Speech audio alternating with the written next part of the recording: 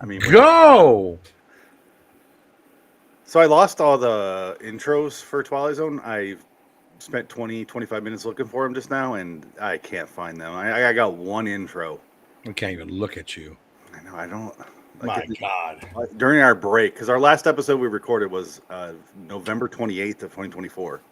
Oh, my God. It's been a while. It's been a And while. apparently, in that time, I've lost the intros. The That's all Futurama, right. the Simpsons, they're all gone. It's all right. No idea where they went. Was it meant to be? I guess not. But we have this.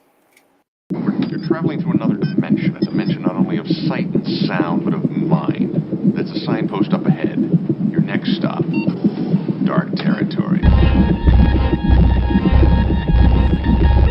Bordering in Wonderlands, the Twilight Zone review.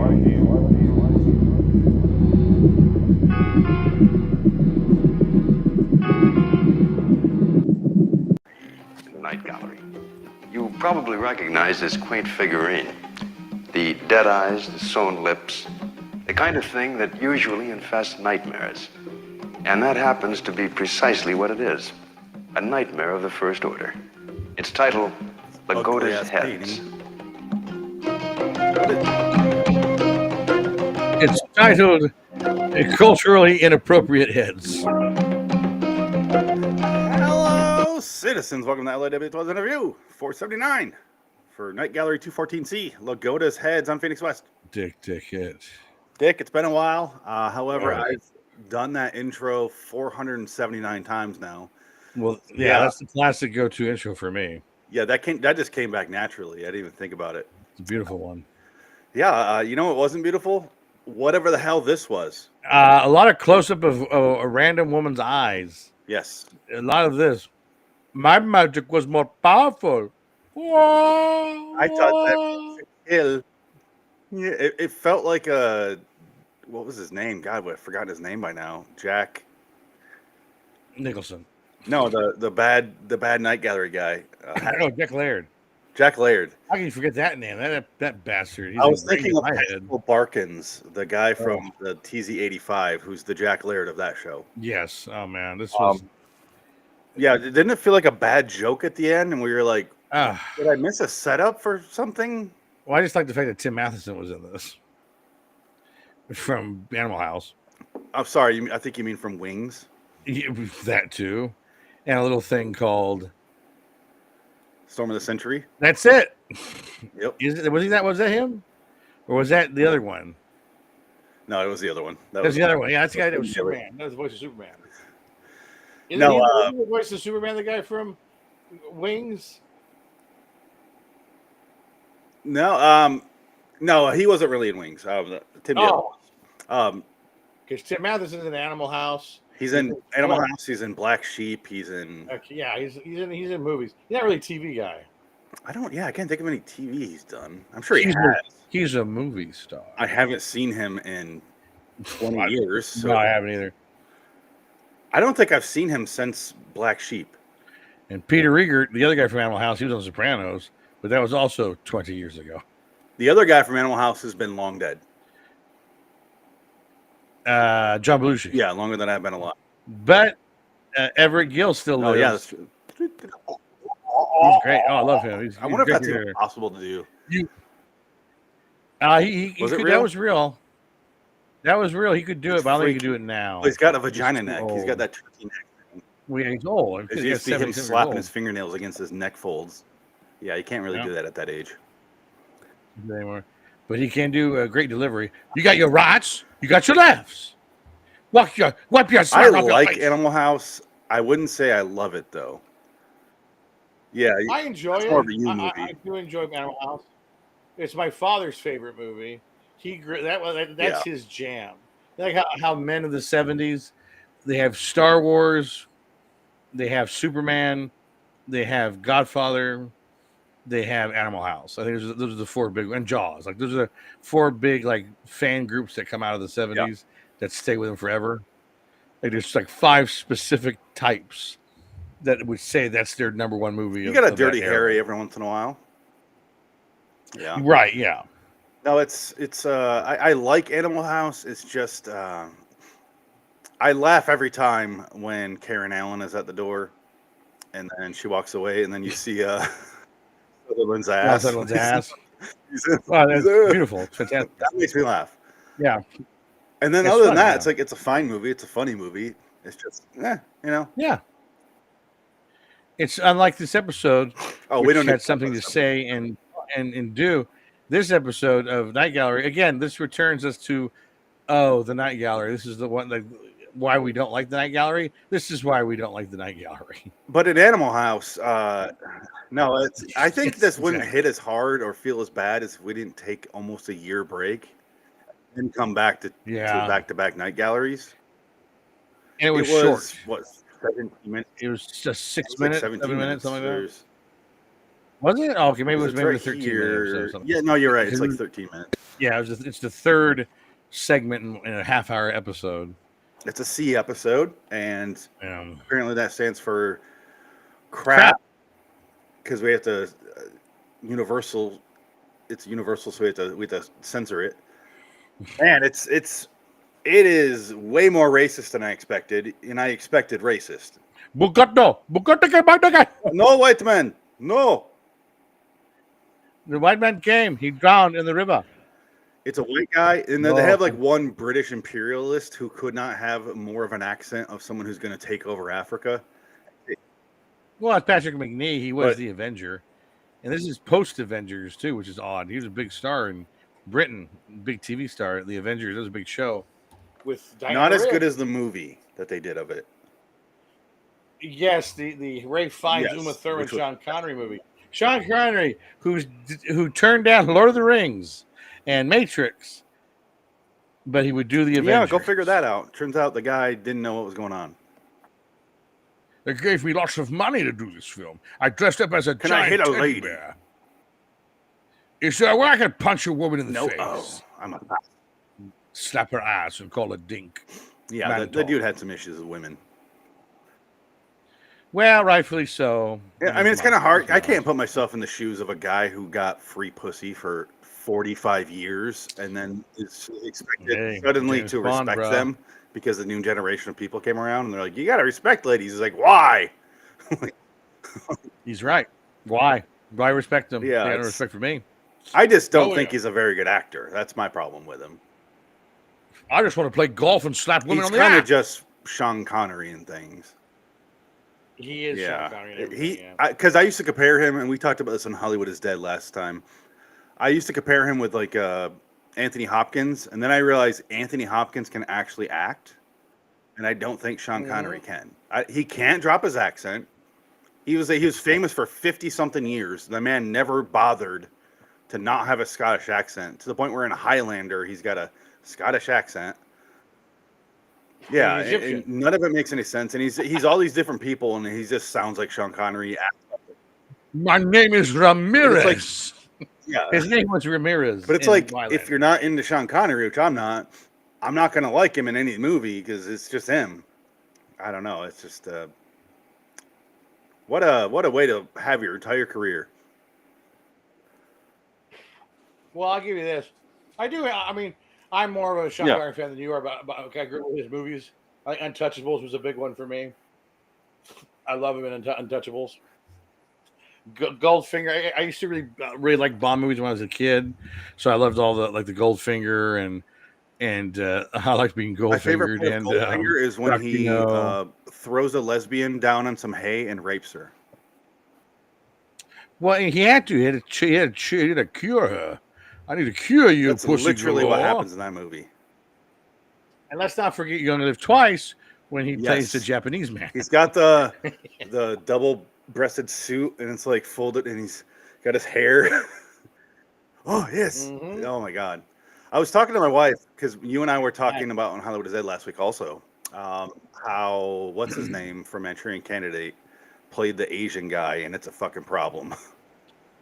I was talking to her, and I showed her a picture, and she's like, "Oh no!" I was like, "Right? Yeah, Jack Palance. That's what it was. He plays right, or was it Henry? Henry DeSalva. Yeah, that's who it was. Sorry. I showed it. Yeah, and she was not on board. And I was like, "Yeah, I love that movie. It's one of my favorite movies. Literally top 5. Manchurian Candidate, and it's a fucking problem sure, because yeah. it's not even like a good Asian. He's like barely trying. But we have these actors here in this Night Gallery episode who also, and they're actually they're authentic. As Brock Peters, he's Yeah. a black actor. He played the voodoo priest, medicine man from the village, who's in it for about 2 minutes, and then the girl, the hot, she looks basically white. Yes, that is a main white girl. woman. She has a dash of black in her, literally, like a drop of black.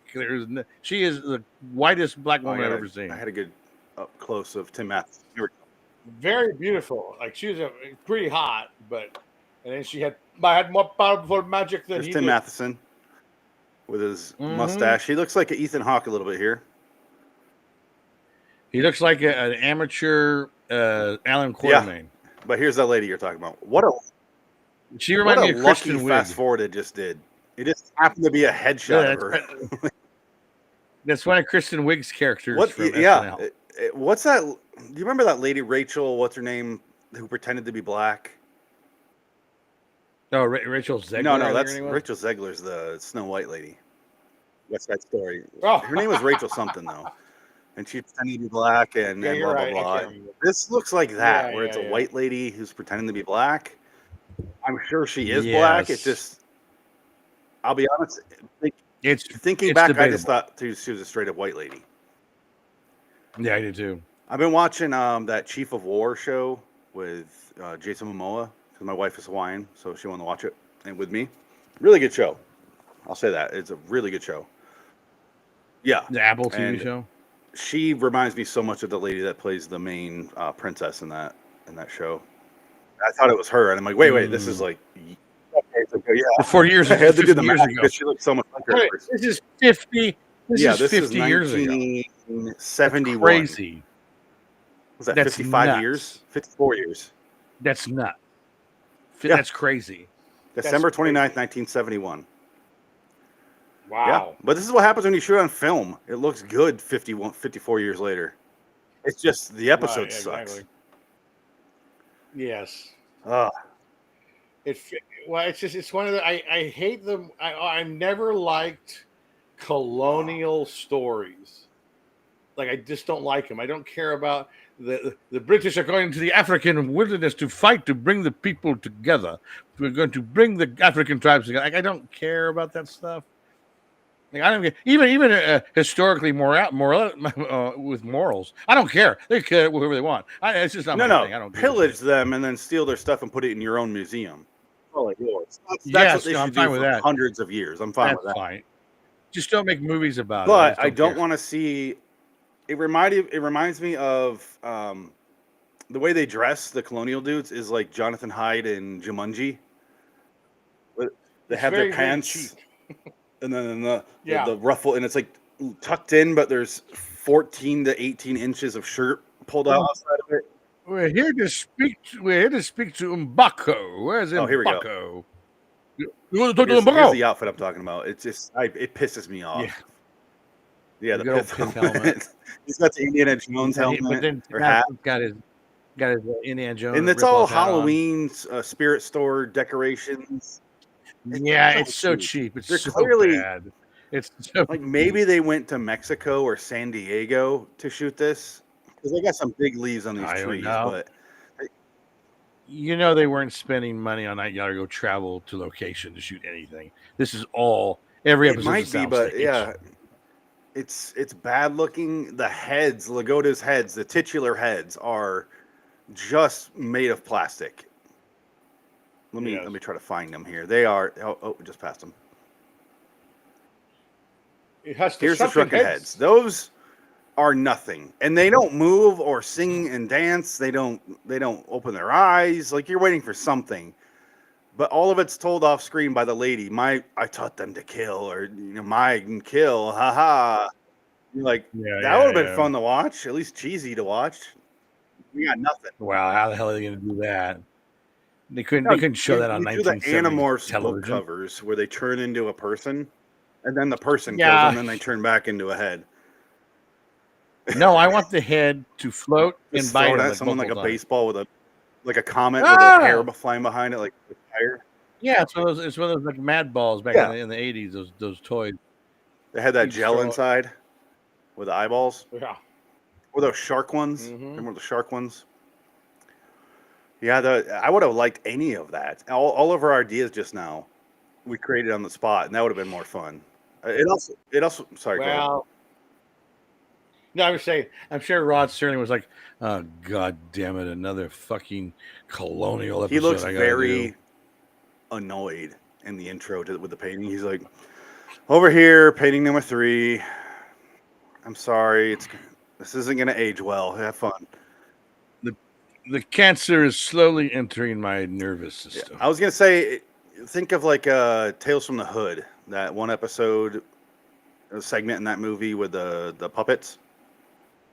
And they don't really show them moving that much. But that would have worked like better than what we saw here. Yeah, I remember. Well, yeah, but they didn't have that technology back then. They couldn't pull that off. In the 70s? I don't think so. Do a fucking marionette, literally. Have it dance across the screen. Yeah. Well, they could have done the Trilogy of Terror, where that little thing came after Karen Black.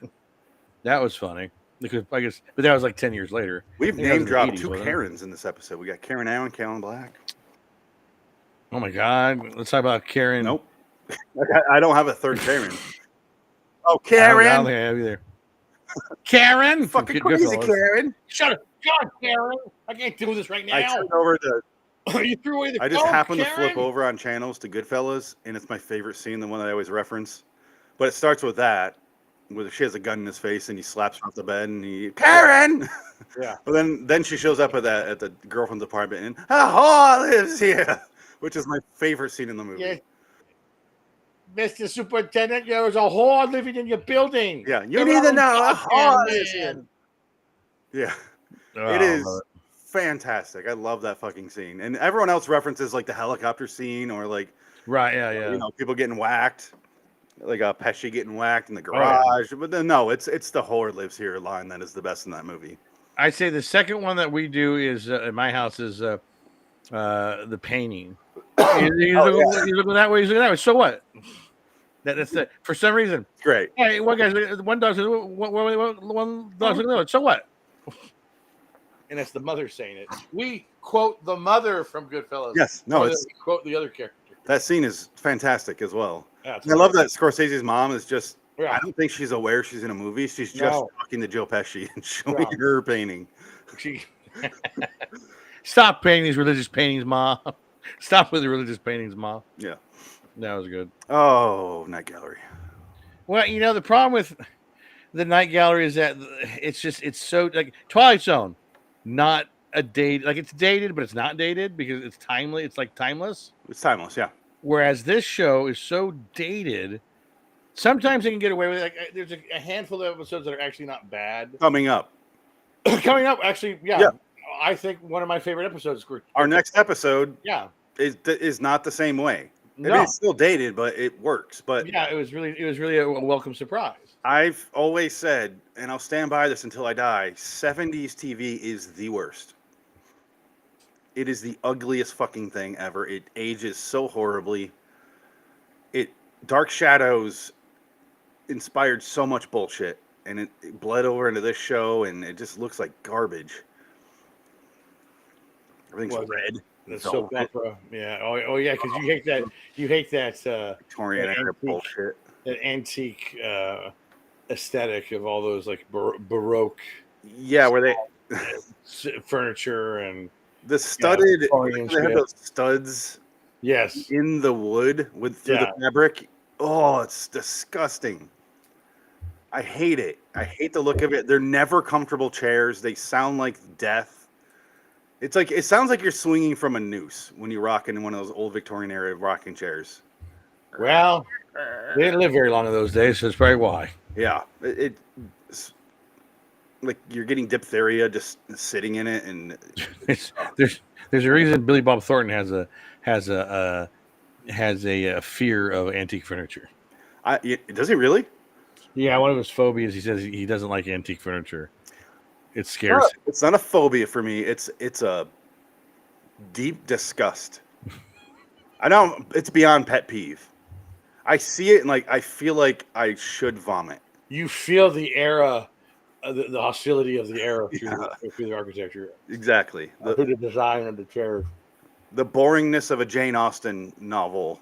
Yeah. And like, Anyway, like what Shane Black said on the commentary of Kiss Kiss Bang Bang, he goes, "I can't stand it when people laugh like during a Shakespeare play, like they laugh at the jokes and they're like, please." And then Falconwer goes, "Oh yes, I hate people who read."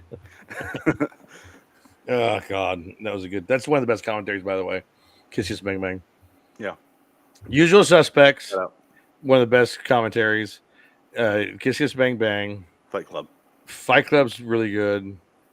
Oh God, there's got to be what's another good one? Commentary wise, it's like we talked about that a few weeks ago. Did we? I can't remember what we said. Oh man, there's a lot of good ones. I prefer it when it's just one person. Like a Michael Mann commentary, I'm all for. Don't ever watch. I'll tell you one of the worst commentaries though. Willow. Don't ever watch that one. That was boring as hell. God. Warwick Davis is just so lost. And Ron Howard always sounds like he's trailing off. I don't think he's on it. He's not on it. He never gets to where he's talking about. No. From what I hear, when I hear him talk, I'm like, oh no, you're not going there. Okay. We'll talk about another commentary that for Twilight Zone. Yes. Episode, because that's one of the best commentaries of all time. Sexy thing. I was thinking about that in the beginning in the opening. I was too. Yeah. That's the first thing I thought of. Same character as his like, oh my God. But yeah, I think we're done with this, right? What the fuck is it? Let's play the stupid joke in the zoom in on her eyes. It's just dumb as shit. Pretty eyes, but no, definitely it's very attractive woman, but it happened like more than 3 or 4 times in the episode. And it's like the thing was set up, but it wasn't. She looks like Kristen Wiig. Look at her. Only prettier, yes. Yes, no, she's Kristen Wiig's not pretty. That's a more healthy, robust Kristen Wiig with a tan, like a spray-on and it's brown tan to make her. It looks like it's made out of aluminum foil. Yeah, it's so cheap. Terrible. It's so cheap. And her wig is just slopped on her head. You can see her actual hair below it. My power is more powerful. My magic is more powerful.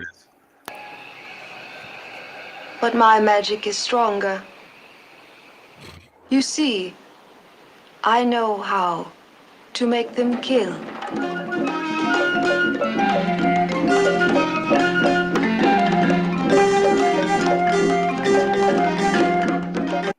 Well, there's blood in the teeth. Yeah. I think that's Yeah, it's a terrible ending, and you feel like that's why I said it feels like Jack Laird, because she says it like it's a punchline, like the Jack Laird episodes. But I'm like, this wasn't set up at all. No. This doesn't feel earned, but they act like, oh, we pulled the rug under from you. Idiot. What? Yes, you're right. I am an idiot for watching this show. Yes. Yeah. I'm a 1971 fucking idiot. Ugh. What are we going to watch, Dr. Kildare? This shares an episode with The Different Ones and Tell David. I don't know if we've done those. That doesn't sound familiar at all. Different Ones is Paul Koch agrees to a unique solution that might help his hideously ugly son find acceptance. Let's just scroll through. That could be funny. Yeah. Of course, it's Frozen, so I can't play it. It's the Sean Astin story. Him and his 4 dads. That's fucking everywhere. Why is that suddenly everywhere? Yeah, I got that algorithm too. For some reason. No, we didn't see this one. Oh, no, we did. It's this one. We did do this episode, Dick. Oh, wow. Remember this? It was like 5 years ago. Oh, that's right. Yeah. He's going to another planet where they all look like him. Yep, it's their failed remake of Holder. Yeah, that's right. Oh, okay, yes. I remember. And he's got melted candle wax on his face, and that's it. He's got the spaghetti on his head. It's Alien Nation just with melted candle wax. But here's the other one. We did not. Oh my God, we did not do this one. That's David. Hey, that one might be good. Yeah, we'll see what that is. He looks like a Harry Potter. He's dressed like Harry Potter, but he's got a This is how long ago these we've face. been doing. Look at how long we've been doing this Twilight Zone stuff. You still got Frank's face in all these pictures. Yeah. Oh, I made all these posters in 2020. Yes. So long time ago. And I've told you, I'm like, even though you're the co-host of the show now, I'm not changing them because there's several hundred. I'm not doing it. No, that's perfectly fine. Yeah, there's so many. No problem. Fuck this episode. I give it a. I'll give it a 3 just because of Tim Matheson. All right, I'll agree. All right, Tim Matheson needs to be more stuff. Where has he been? I need to know before we go.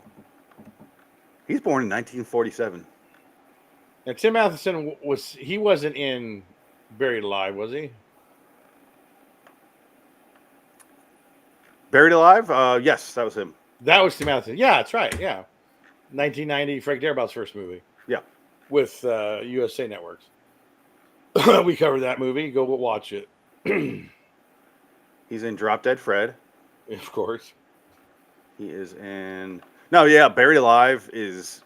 Oh, man. That's... I watched that my entire life, and that is a fantastic fucking movie. Go check that movie out and that podcast that we did on it. Yeah, that was a great movie. Drop Dead Fred, like I said, the next year. Now he's still working. He's hitting TV shows and he's on Yellowstone. I'm sure he's on a Yellowstone show. Nope. He got 10 of them. He did 4 episodes of Evil. He's on. Oh, must be a lead because he's on 64 episodes of Virgin River. I've never heard of it. That must play on like the Christian Coalition channel or something. I don't know. Netflix. It's a Netflix show. Wow. For 64 episodes? Yeah, out of 67. Oh, sorry, out of 75. That must have been a Canadian show they bought, and it's on Canadian broadcast television, and they put it on Netflix, dump it on Netflix because it costs like $1. Oh, it's got Alexander Breckenridge. She was in Walking Dead and American Horror Story. Real good-looking lady. And then Martin Henderson, who's in Smoking Aces. Oh yeah, I know Martin Henderson. Yeah, he's great in Smoking Aces. You killed all my friends. Yeah. Oh, Israel, is that who you after? Israel. Oh man. Yeah. Small world. And he shoots him. Yeah. Just not even looking. Love it. Man, that movie's underrated. Oh, fuck this episode of Night Gallery. Until next time. In the meantime, I'm Phoenix West. Sunlight Citizens. Good day. My magic more powerful. My magic stronger. I taught them to kill. A close up of your teeth. Ha ha ha ha ha ha. I gotta admit, I thought we were gonna talk about that episode for about 5 minutes. Well, we started talking about other things. Now we can talk about sexy things. Hold on, I'm saving the episode. But yeah, that was bad. Oh, I think you have to update the IMDb pages, though. I haven't done that in years. I know. We should probably update it again, just because I want to feel good about myself. So, I got something on the internet webs, something to show for my life. Yeah, you got thousands of hours of YouTube streams and podcasts. What more do you want? Oh, that's right. Oh, yeah. There you go. How many minutes? Oh God, there's got to be too many. 70,000 minutes total. And yes, I'm a kind of guy that keeps track of that weekly. But that's your stuff though. So I'm probably, yeah. So I'm probably a quarter of that. I have no idea, but let's see what 70,000 minutes is. How many hours is that? It's a lot. Your life is wasted. What? That is 1,166 hours. Oh my God. Yeah, you have. So let's just say you're in half. 500. 20 more. 500 hours. More.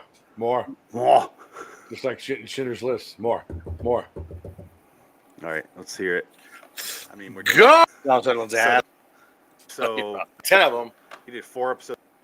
All right, Dick. I like the energy on that one. Let's keep it going. Oh yeah. We'll be quicker here because there's not much to talk about. Switching over to the other episode with Mickey Rooney as Mickey Rooney in the Mickey Rooney Story. You're traveling through another dimension, a dimension not only of sight and sound, but of mind. There's a signpost up ahead. Your next stop, dark territory. Boring in Wonderland, the Twilight Zone review.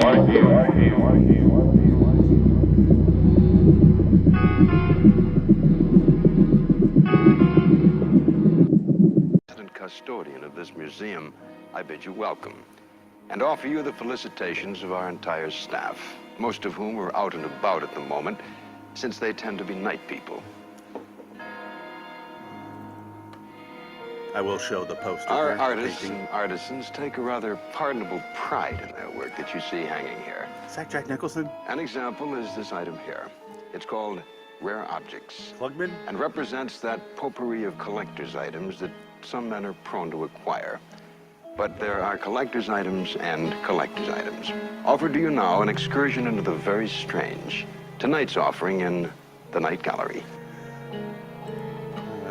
No grand music crescendo. Okay, hello, citizens. Welcome to LIW the Twilight Zone Review. Ear of the Beholder is what we call the show. Also, 480 Night Gallery 304 Rare Objects, Phoenix West here. Yeah. Hi, Dick. Can you tell we've done this several hundred times?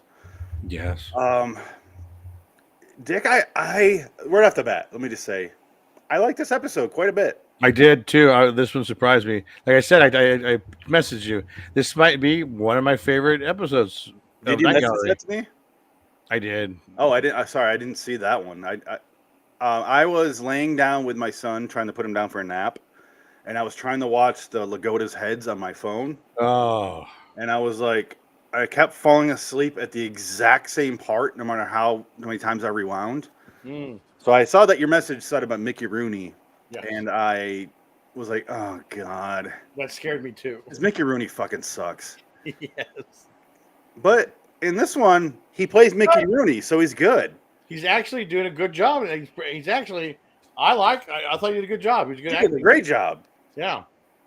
It's better than his Twilight Zone episode. I'll say that. Oh, by about 1,000 miles. Yeah, he plays what is it, Night of the Jockey, in the Twilight Zone, which we've done. I don't think we've done a Redux on that one, but maybe we did, maybe we didn't. I don't know. We don't really need to. Not much happens in that episode. Well, the only thing with that episode is it's notorious for its commentary on the DVD.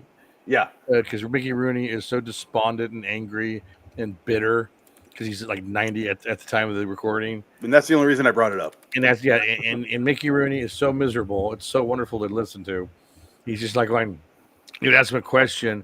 You know, with working with Rod, they don't care about that. They care about talking about other things, sexy things. This is like, what is he talking about? It's one of my favorite things for you to say on this show. Quoting Mickey Rooney in that in the commentary. They're not there. They don't care. They just want to talk about sexy thing. I almost said podcast, but let's face it, that was the old school 90s version of a podcast, doing commentary, audio commentary for your TV show or movie. And you know what was before that? Radio. Yeah. So we've cycled back to the beginning of communications. Yes, and I think you'll agree with me. We should have stopped at commentary. Yes. Because even though we do several podcasts, several hundreds throughout the years, commentaries are really where it's at. It's the real reason you want to own physical media, so you listen to commentary. It's one of the reasons. Yeah. Other than just being a collector, but commentaries, you can't get that if you download it. You can't. For some fucking reason, they haven't tapped into that market of getting all the special features and the. Well, Mickey Rooney was right. The average audience doesn't care about that stuff.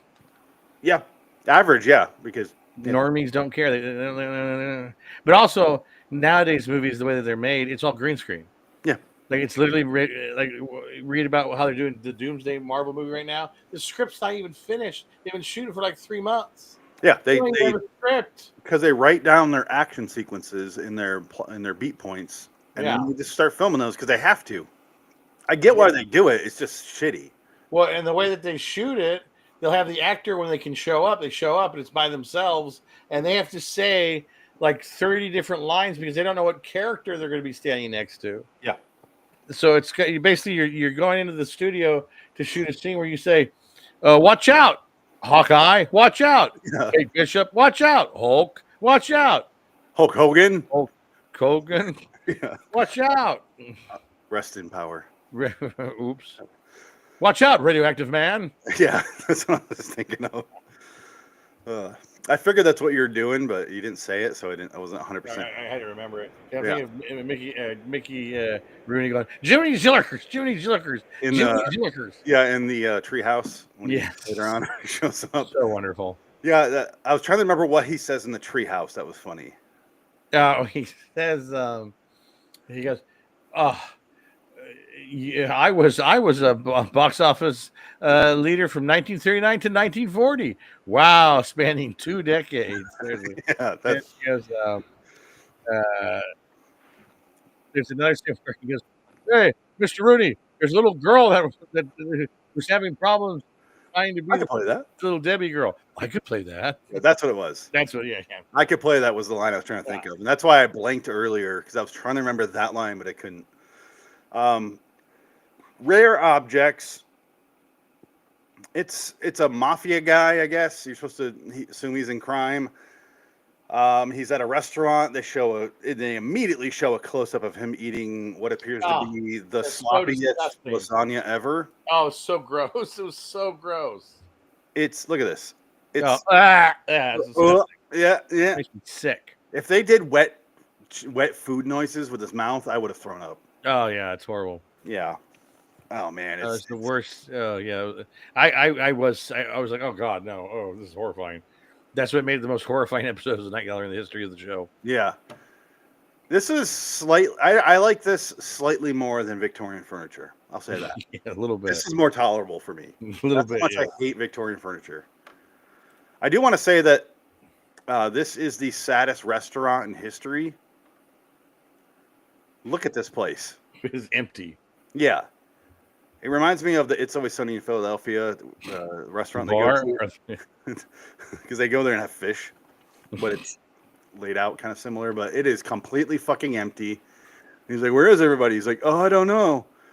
And the guy's like super nervous and acts like, I don't know. He acts like everything is going to get him fired or killed.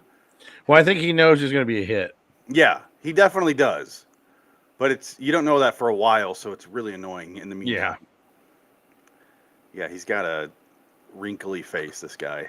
This waiter. Yeah, he's probably 42 years old, this actor. Yeah, oh, definitely. He just graduated college. Yeah, he's a good-looking man. I don't know what he's wearing as a jacket. It looks like a members-only jacket over top his tux bow tie and white shirt. I don't know what he's doing. It's a strange combination, for sure. But then Mickey Rooney, because this guy uses his name, and he's like, but we don't know, so we have to just go off what's happening second by second. But he says his name, and he's like, I'm like, oh, I guess he doesn't know him. Is this not a place he goes to often, I guess? We have to assume a bunch of stuff in a row. And he walks up to him at what looks like a Western, from outside a Westworld bar. Like, doesn't this look like Westworld or something? A little bit, yeah. He looks like Rich Evans. Yeah, it does. And then he's like, hey, I do know my name. And then some gunfire, and he gets shot. Does the bartender die? I don't remember. No, I think, well, like I said, everybody knew this was coming because there's nobody at the restaurant. Yeah. This was designed to be an execution for him. Yeah. But he escapes. And this is Mickey Rooney doing some good acting here. And I mean that actually, like, good acting. No. But I do. Why is there porn music playing is beyond me. Is he going to fuck this guy? Yeah, I hope I'm going to fuck the truth out of you. I want to find out how you know my name. Who told you my name? Your name, sir? How do you know my name? Put this in my mouth. Your mouth. don't you try and get cute with me. Ooh. Take off your pants. Yeah, don't get cute with me. Get naked. Don't get cute. Show me your asshole. Oh my God, this is really dark gay porno. Cut that out for Universal. We'll throw it on the air. You can't put this on the air, Mickey. They don't care. They care about sexy things. Yeah, I was just gonna say. I'll show them my balls and dick. Only show my balls. Only my I want balls. the audience to picture my dick. And I'm gonna put spaghetti sauce on them. That's like my mouth. Oh, because seeing spaghetti sauce flying down on your balls without a frame of reference is disgusting, Mickey. They're gonna think it's blood. That's fine. That might have been the grossest thing we've ever said in this entire show. I'm grossed out. Out of 480 episodes. Because I did the visualization and it wasn't good. No, not very good at all. No. That's the second worst thing that's happened to me this week. Yes. Ugh. I was almost afraid you were going to do tonight because you'd be too concussed. I'm pushing through. Wow. We'll talk about that more in Hollywood is Dead, which is more where we talk about our actual lives. I guess. Than Twilight Zone. Yes, TZ is for the show. TZ is a fuck around show. This has just become our playground. Man, it's to be my playground. He goes home after getting shot, and he goes to talk to his girlfriend. There's a funny line here at 7:20, because his name is August something. August Gloop. Yeah. from Charlie Chaplin. Yeah. But his girlfriend is talking to him, and he makes fun of her, and I laughed. I genuinely laughed here, just the way he says it. What are you gonna do, Augie? What are you gonna do, Augie? I was like, that seemed unnecessary, dude. She is just cruel. And don't talk to your mom that way. Yeah. Grandma daughter. Look at her neck. My grandma daughter. Yeah. My grandma wife. Look at that. Is she wearing like? It looks like she's wearing a George Washington wig that just she got in the rain and it just mopped down behind her. Well, she got like, you know what? Fuck it. It's fine.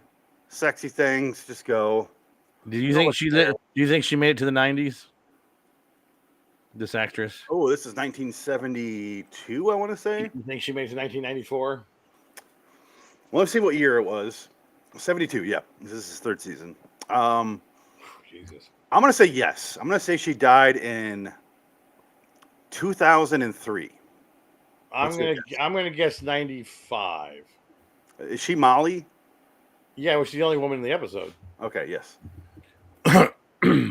Oh my God.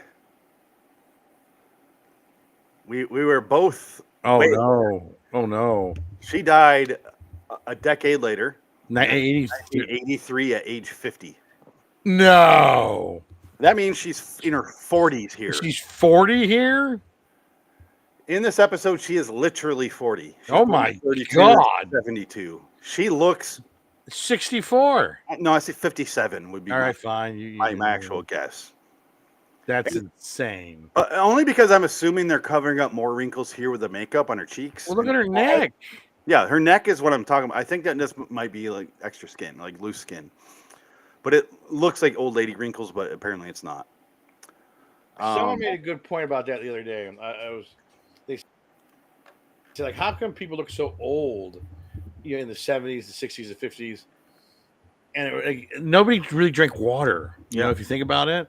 Because everybody now is so obsessed with, like, water health. We all drink water now, like, more than we ever did before. And that's probably what's keeping us all youthful looking or less older. I was just going to say, when I think of us, I'm not thinking youthful looking. But, yeah, less older definitely than... Yeah, but we don't look like... We're 40, but we don't look like Twilight Zone. And there's 40. also a lifestyle factor, because I look at the people I graduated high school with, and I'm like, you look 59 years old, and you are 40. That happens too, yeah. And what the fuck happened? And I'm like, I know I don't look young. I look my age though, but they look rough, and it's like smoking cigarettes for 4 decades now, so their whole life, I guess, 3 decades, let's say. Oh, drinking. Yeah, drinking, nonstop. and honestly, living in the Midwest can rough you up. Yeah, it does. And so imagine living back then when life was harder and you couldn't sit around and just fucking jerk off all day. That wasn't a thing back then. This lady's in The Godfather Part 2, and then some other stuff. Oh, she must be the wife of what's his name? Yes, God, Roth. She plays Mrs. Marsha Roth. Hyman Roth. He's been dying of the same She heart was attack in for 20 2 years. things after that and then died. So this is her 5th to last project here. Yeah. Oh my God. No, she was around for quite a while. I don't know why she said yes to this episode. She's barely in it. She's in a ton of stuff starting in 55. Just like every movie, TV show, like a bunch of stuff, and some of it looks familiar. I'm not going to go through it like we normally do because it's all kind of just, What did she die of? What was called death? I don't know if it She had says. cancer. Although it is Twilight Zone adjacent, so it's probably she got murdered by 6 people. Yeah, something horrific. Cancer. Yeah. Her birth name is Lana Faye Spain. Her name, she goes by as Faye Spain. Her death. I'm Faye Spain. Yeah, I made her very first screen test with actor James Garner. There you go. Wow. There you go. Yeah, it's basically a hit is against him, and then he goes to another guy and gets information on where he can go to disappear. It reminded me of Breaking Bad. Well, no, he goes to the doctor. The doctor fixed him up, and he goes like, "I just want to disappear. I wish I didn't have to deal with it anymore." He goes, "If you're serious about that, I know a guy that could probably help you because it's going to cost you everything." Yeah, the doctor who says, I think he says, does he say his age? Does he say how old he is? He says a line where he goes, "You're not blah blah blah." Okay, I was going to say, I can't remember if the doctor says like, "I'm only 35 years old." Do you know who this is? That guy? Is that not Ricardo Montalban? It looks just looking like it's not Ricardo Montalban. It looks just like him. It could be a stand-in, right? It's a stand-in for it looks like Fantasy Island. Ricardo Montalban in Fantasy Island specifically. Yes. Oh man, only because he's not just wearing a loincloth as Khan. I can't. Yeah, he's not Khan. I stab at thee. They're playing. Okay, anyway, let's play this because I love this doctor's smile. It reminded me of the Logoda's heads.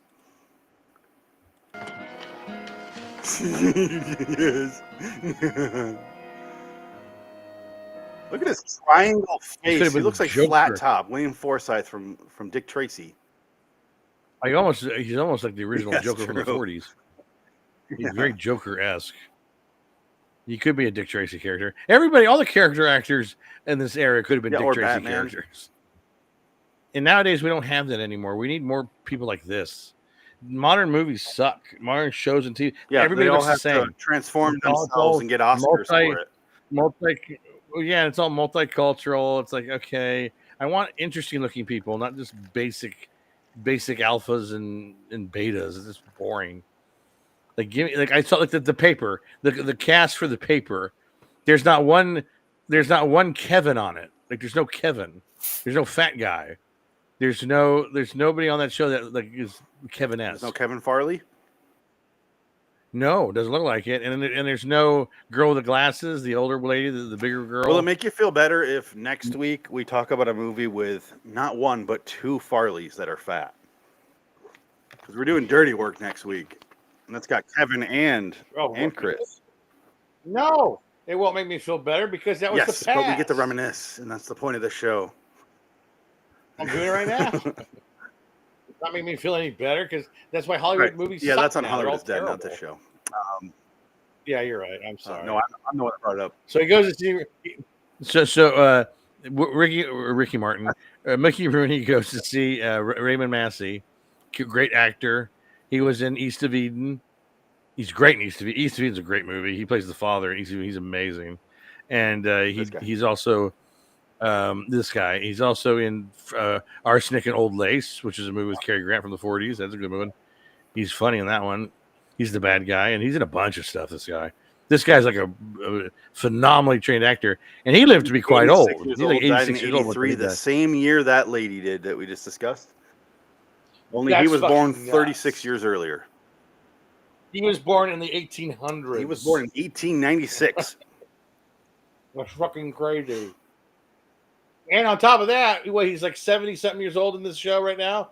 During this time, he was doing a TV show, Dr. Kildare. He did 192 episodes of that show at the age of 70-something years old. That's impressive. Yeah, that's...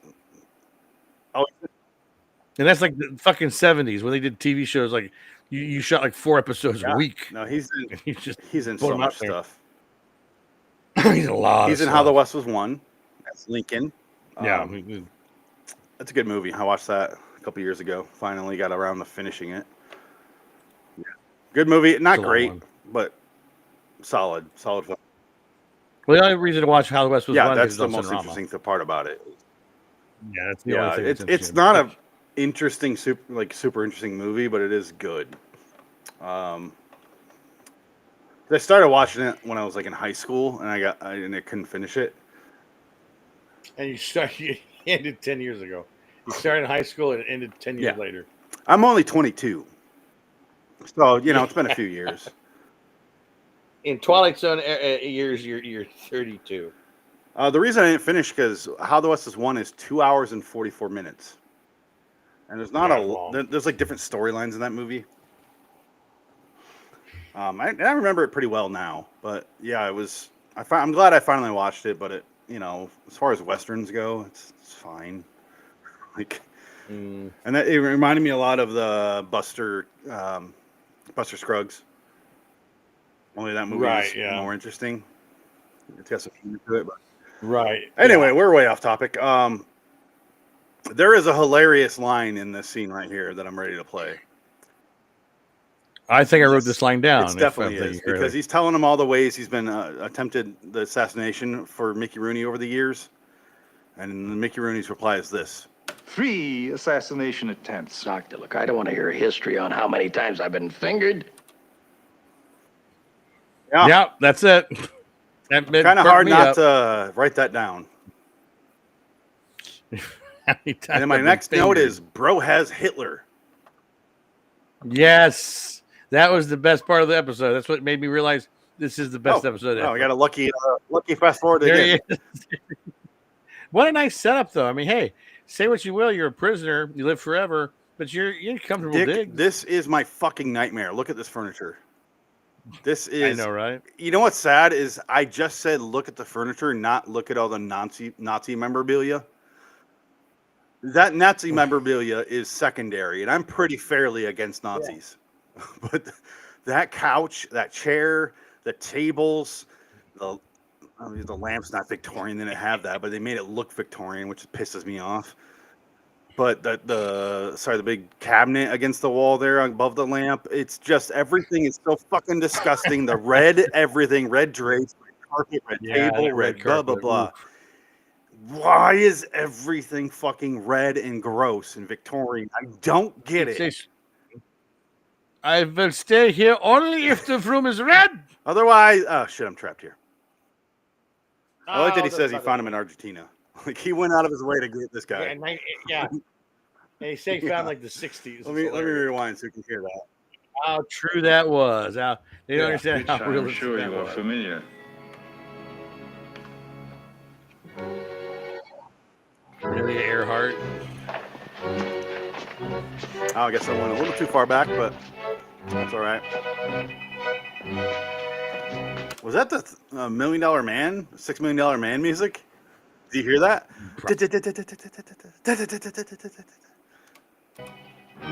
My prized possession, obtained in Argentina in 1947. 47. At incredible expense. That's Taika Waititi. Yes, yes. Yeah, he time traveled to play this role. Or it's the guy from the Twilight Zone. I'm in the building. No. Yeah, in the Genie in a Bottle episode. Yeah. Wow, I honestly only said that so that I could see if I knew the episode title. I'm glad it's still there. We haven't done the show in about a year. Yes. What is November to September? 9, 10, 11? That's 11 months. Yeah. October. No, it's 10 months. Yeah. Yeah, it's been a while. And then he throws him in his own cell and with the name tag on it. And you're like, how is this guy as important as these guys? Like, well, I think that's he's supposed to be like a Al Capone character. But they didn't do Al Capone. The problem is we never see him with any guys or leading any mission or go here, do this. He never does any of that. So it seems like he's bottom of the rung, Jack Klugman in that Twilight Zone episode. Right. Where he doesn't matter. I remember that episode of Man in a $4 Room. Yeah, he's the trumpet player or whatever. No, that's a different one. That's where, that was Passage for Trumpet, something like Passage for whatever. Oh, right. No, I'm talking about the Nervous Man in a $4 Room. He's just in there. I no, that wasn't Klugman in that episode. Sorry, but it reminds me of one of those characters where he's just a bottom of the rung mafia dude that just kind of does stuff. But I guess he's supposed to be important, and it never felt like that. That's my one real gripe with this episode. Right, I would agree with that. But I think that was the idea that he's supposed to be an Al Capone character. Yeah, if we just would have had if we just would have had a little bit more info to his backstory, like he was once the greatest. This guy was the greatest mob boss in history until they tried to overrun him. Yeah, but no, it's just August Kolodny. You're like, sorry, who? Kolodny. Colonoscopy. I don't know any mafia guy named August. It's a mixture of colon and kidney. Hey, August. How you doing, Augie? Augie. Augie. Augie lives here. Colonoscopy. That's the end of the episode. It's fine.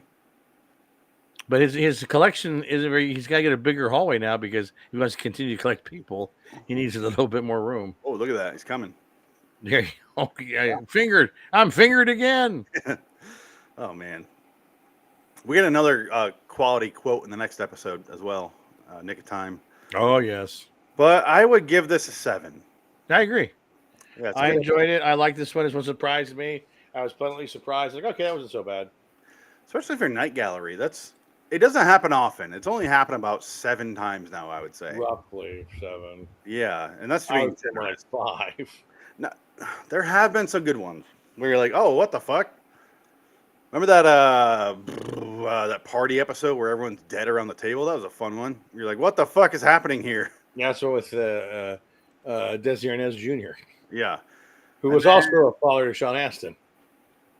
Yeah, it's true. But he was not literally the father. You are not the father. Yeah, the actual father was some guy. Genetically was was it a I think it was military guy from some other guy, England or something. I don't remember what it was. But I don't know why that's suddenly getting the rounds again, that Sean Astin story. He wants to do Goonies too, so he's pushing that. But he's already, like, the stuff that he talked about was from a long time ago. Right, yeah. I didn't look into it back then, but I did this time. I really hope Goonies 2 doesn't happen. That'd be horrible. Yeah, what are you going to do? Like Corey Phelps. It's not going to... I won't sign on unless I can do the soundtrack. And you're like, God, fuck yourself. We'll do we'll do an AI Corey Haim instead of you. We're not doing no. Well, that's what Vin Diesel's going to do in the next Fast and Furious movie. He's going to AI himself. He's going to AI. What's his name? The dead guy. Oh, Paul Walker. You know, AI Paul Walker. He wants to bring Paul Walker back into for the last movie. No, I mean, they don't really have to do much AI because they have his brother who looks 85% like him. So yeah, they could like put over his face. Yeah, I'm fine with that. Yeah, do that. But you get the dots on the face, and the rest. Yeah, that's supposed to do. Yeah, that's what they did in the 7 when the scenes he missed. Yeah, well, that's what they did in Star Wars with Princess Leia. Yeah, or what's his name? In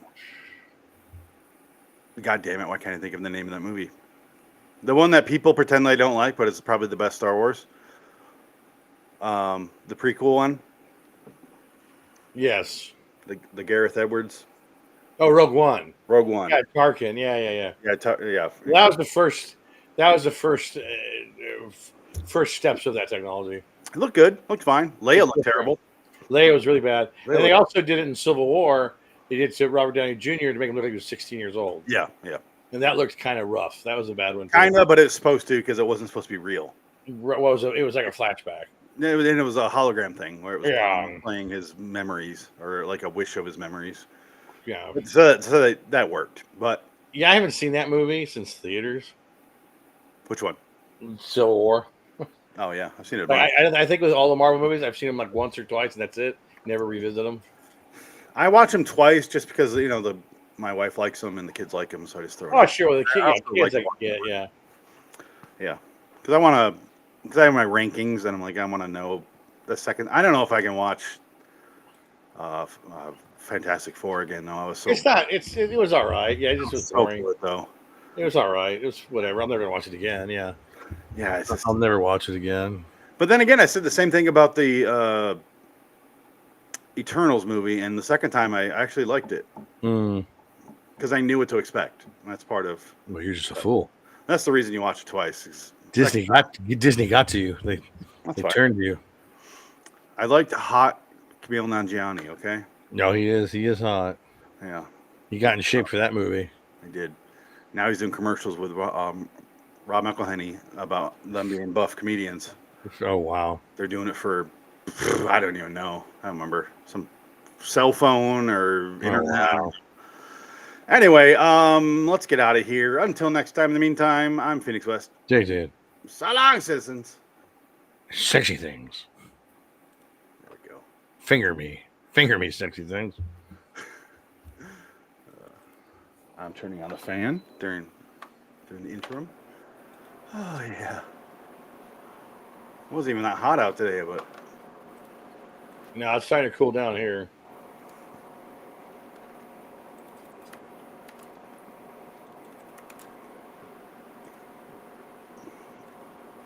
we'll bust through these next ones quick.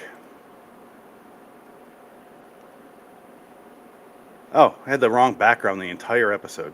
That's fine. Uh-oh. You had the box? Or was that the retarded child? I had what's in the box the whole time. I didn't even realize. I It automatically went over to it. Stop acting like I'm a retarded child. There we go. What's in the box? What's in the box? Switching over to. Kill with me. God damn it! What? Finger. How many times I've been fingered, Doc? Ooh, okay. That's personal. Oh, great! I have to close this. Reopen.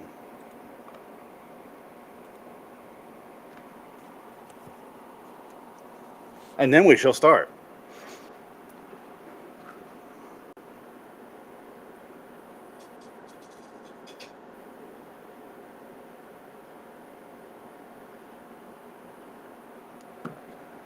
All right. It's loading up here.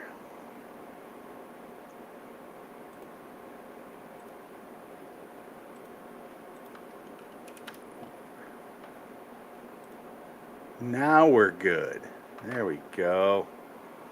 Had the wrong background in the last episode. Apologize. But yeah, we're doing Redux again here, Dick. Fantastic. You're traveling through another dimension, a dimension not only of sight and sound, but of mind. There's a signpost up ahead. Your next stop, dark territory. Bordering in Wonderland, the Twilight Zone review.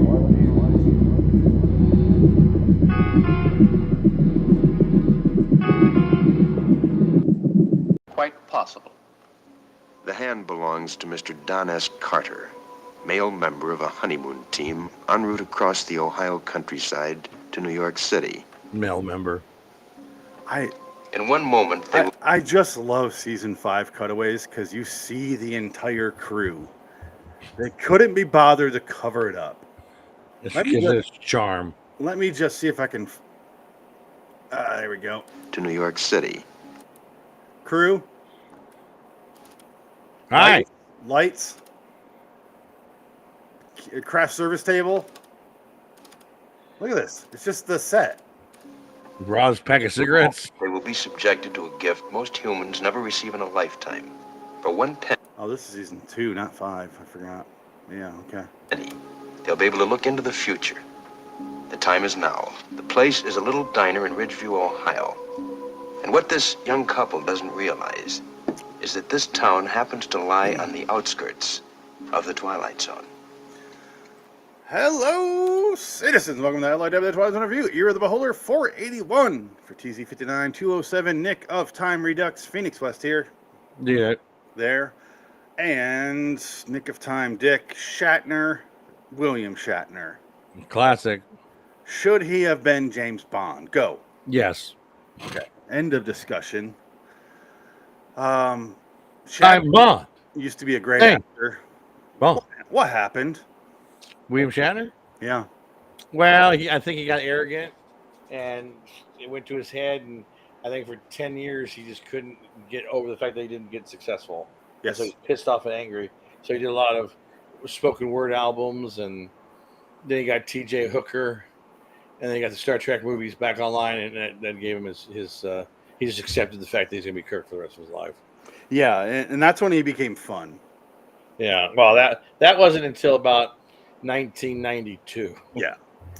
It took him that because then he started writing the Star Trek novels. He started ghostwriting all these Star Trek books.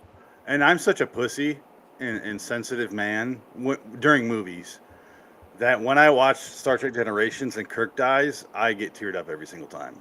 I don't get I can't tear for that one. I do. Because it was so chintzy. I didn't care for it. I love it. It doesn't do anything for me. I have no connection emotionally to that at all. That movie just hit at the right time, 10 years old. No. Yeah, it just hit. And even at 12, I was like, this doesn't feel right. This feels dumb. I don't know. And a lot of people agree with that. Yeah. It's dumb, but I love it. I don't care. That's why he wrote a book that was a sequel to it, and it's a lot better. Oh, good. And he reads it. I love Generations. Oh, really? Yeah. No, I love it. Oh, it's my favorite Star Trek movie. Oh, my God. Really? Yeah. That's weird. That's fine. That's fine. I'm not judging you. And I will say, the first time I watched First Contact, didn't really care for it. And then the second, it took me a while to. Now I love it. First Contact's a lot of fun. Same thing with Insurrection. Yeah, I enjoy Insurrection. Insurrection seems so cheap and terrible. Now I love it. Well, your hero is in that movie. The man who saved your life. Yes. F. Murray Abraham. It's true. And he has the best reaction of a villain in the history of film, where they go, "It's a hologram." Ah! Like that. That's hilarious. I want to find that and isolate that scream. He goes, "Ah!" Look that up. The Insurrection, Star Trek Insurrection, F. Murray Abraham scream of defeat. Star Trek Insurrection.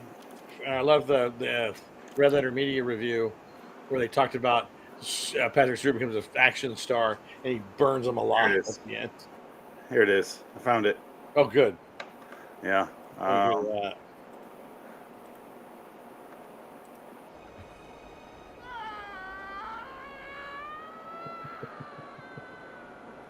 Fantastic.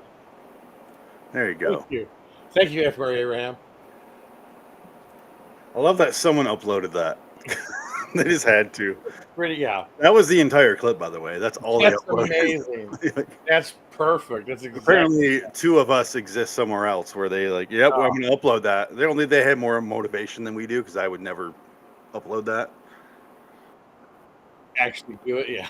Yeah. How about that the other day with my brother about it? I said, yeah, it's the greatest scream in movie history. Ah! That's hilarious. Yeah. That reacting. Like Jonathan Frakes directed that, and he goes up to F. Murray Abraham. Can you scream like an alien, like not a human scream of defeat? I think I can do that. I know he directed First Contact. Did he direct that one too? I'm pretty sure he did, but I could be wrong. I bet you I'm wrong. He was probably too busy directing. I don't think that. Other episodes. That was Frakes. Yeah. No, it was so boring. Because I saw that when it came out, I was so bored. And then as an adult, I watched it with a little more patience. I'm like, this is really fucking good. Like, I don't know why I hated this. Like that one I did not see in theaters. I think I saw it on video. I rented that one. I missed that one in theaters. Holds up. I think at that point I was kind of like done with the track. Yeah, I mean, I watched all 4 movies, so I'm fine with all of them. Right. The one after that is the where I know Tom from. Tom Hardy. Tom Hardy. Yeah, and he's first movie, tiny. And he's on meth. He was on crack cocaine during that show. He was like crack cocaine. He's tiny. I love that fact that if you look at Patrick Stewart and you go, Tom Hardy played a young version of him, a clone of him. Yeah. Picture that. Yeah. Oh man. So imagine weird. that. Anyway, Nick of Time. Everyone knows this episode. It's one of the top 10, top 15 episodes. It's well known, mostly because of the image of the seer. In the Twilight Zone mini golf, they had a big one. You remember that? It was awesome. Yeah. Yeah. At the very end on the right, they have a giant one, and they paint it red, and you're like, I guess it was red. Okay, like it's black and white show. I don't know why we painted anything colors here. I don't know. Yeah, exactly. But the devil head is red, and the rest is gray, obviously, and then there's different colors on there. But they took some artistic liberties, assuming what color it would be, because it's the devil. Right. But so I think everybody's familiar with this episode. Shatner with his wife, they come to this small town diner. He's going to a new job. They have a little fortune teller on the table. He puts a nickel in there. He gets a fortune, and then it starts to come true. And so they become obsessed with it as the episode progresses. And at the very end, they decide we're not going to let this be we're not going to let this be define our lives. We're going to let it go. We're going to live life the way it should. And then the best part of that episode is the end, because you have the previous couple that's been there for like months, and they go back to the table. Can we leave today? Can we get out today? Likely no. Oh my God! It's like they're just totally distraught over the answers. Yeah, he looks like he spent his entire money and lost the mortgage on at Vegas. Yeah. And he just bet everything and lost, and then they didn't even finish their drinks. They took like one sip out of it and then leave the table. And this couple's like, I don't give a shit. All right, here's the table. Here's the table.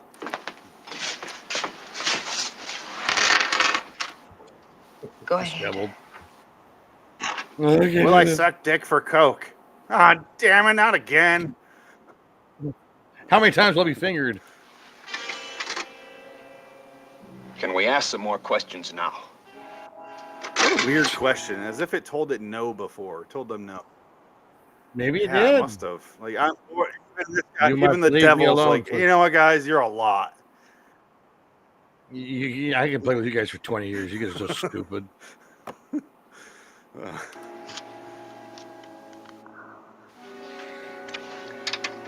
He said no, but I'm still going to do it. Do you think we might leave Ridgeview today? If you stick your dick in me, damn it.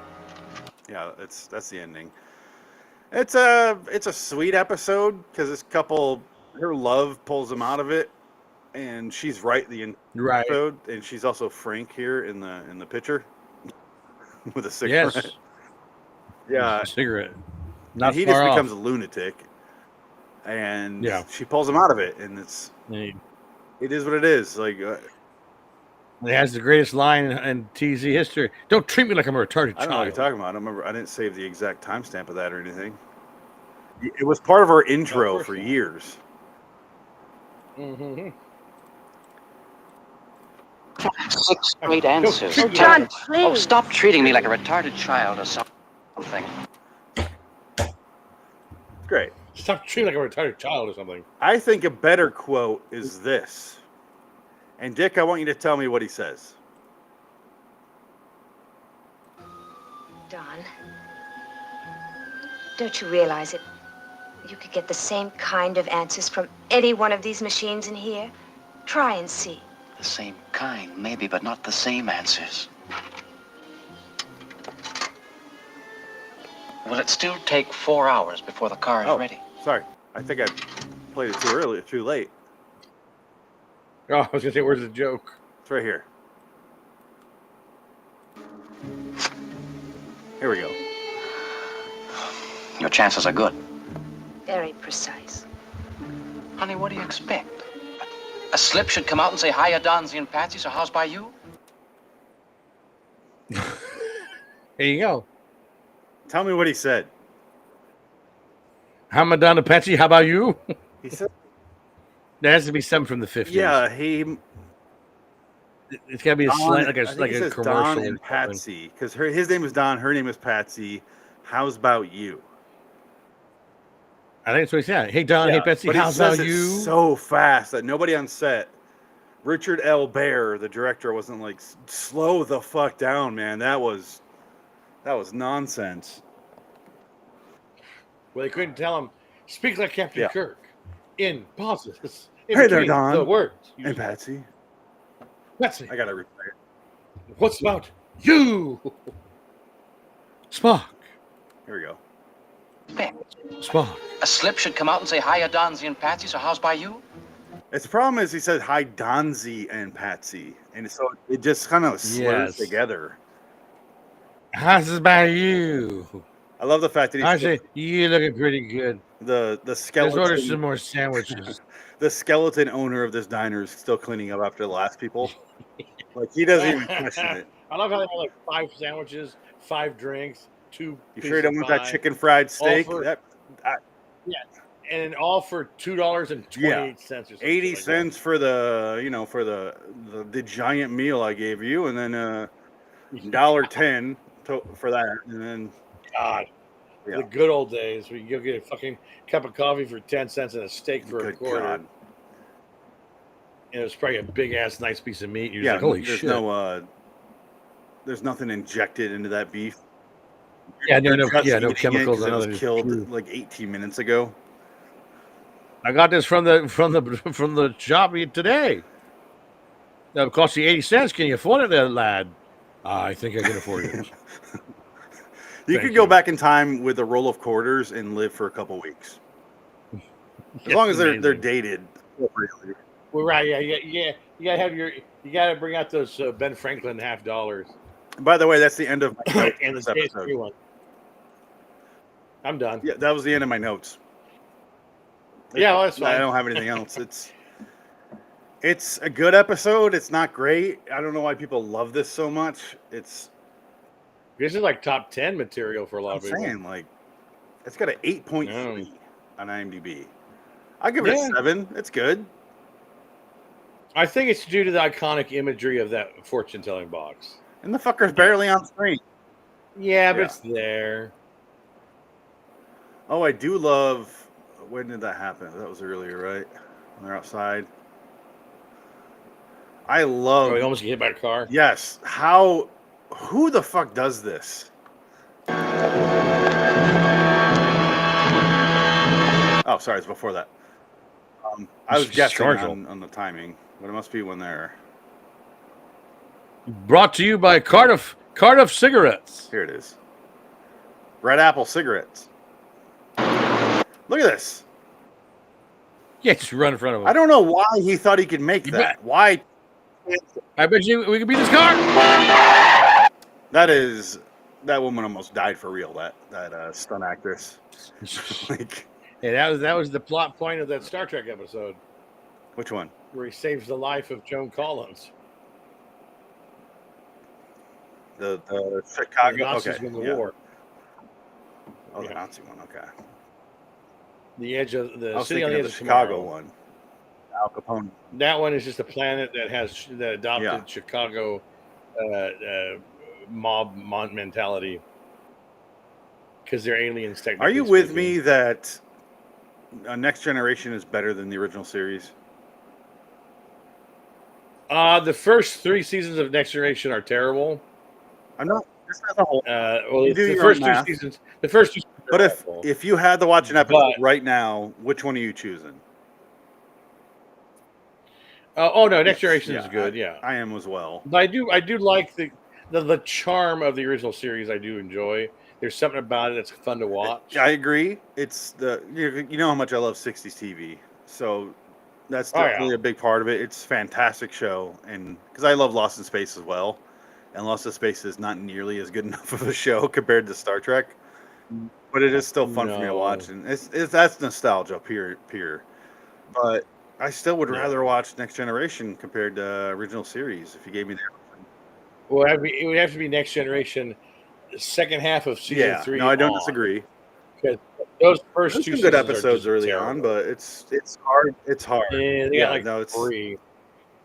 There's a lot of bad ones. It's a really long time to get going. Got canceled because that show. I don't blame them. Well, the only reason why it got better because Gene Roddenberry died. Because Gene Roddenberry was bringing that show down because he just would keep rewriting shit. And just like, Gene, And you suck. Stop doing this. he couldn't get out of his own way that it's not the 60s anymore, and it's not. But we're gonna handle this with respect. Get the fuck out of the way, man. But I would say it's also the last good Star Trek series. I don't like it. Well, I love DS9. Everyone loves those. I watched them, but not enough to really know them. Yeah, no, DS9. I would say DS9 is probably more. Which one has the Irish guy? Colm. Well, he's in Next Generation. I know he's in DS9. DS9. Okay. Yeah. He started in Next Generation. Then he went on to be. I like that show, the one that he's on DS9. Apparently, I like that one just because of him. Sorry, is he? Was that that Deep Space Nine was the black dude, right, Captain? Yeah, because what's her name? Kate was my on captain. Voyager, right? Okay. Yes. My show. I like them. I like them. It's just I will not watch them. I never watched Voyager. I won't just like, oh, Voyager's on. You know what I mean? Yeah, I never watched Voyager. I think I've seen maybe the first season. That's it. I never ever watched Voyager. Yeah. When it was on, I watched DS9 all the way through, and I rewatched some of them. And Next Generation, I only watched from like season 5 on because that's when I first found it. Was the 5th season? Yeah. I watched Next Generation pretty much from the beginning because, like I told you, it's the one single thing my dad and I liked together, because he didn't watch. I told you about the Clint Eastwood stuff he would watch. That was I watched it while he was watching it. I didn't watch it with him, but Star Trek we'd actually watch it, right, and that was like the one thing we shared. But yeah, I got in. My dad was more early because my dad in the 70s they re-aired Star Trek, the original series, so he used to watch it all the time on syndicated television, and the cartoon, and he memorized it. So he's like, he knew all the episodes by heart, which was kind of funny. So he used to watch that here and there, but he never got into. He was never a TNG guy. Never got into any of those. So he just didn't watch them. He didn't care. I just like the characters more. But he took us to go see. He took us to go see First Contact. That was about as far as he went. Oh yeah, I watched all the original movies, all the Next Generation movies. I love them all, except the last Star Trek, the original series Star Trek movie. That one's bad, where they meet God. That one sucks. Is that the Final Frontier?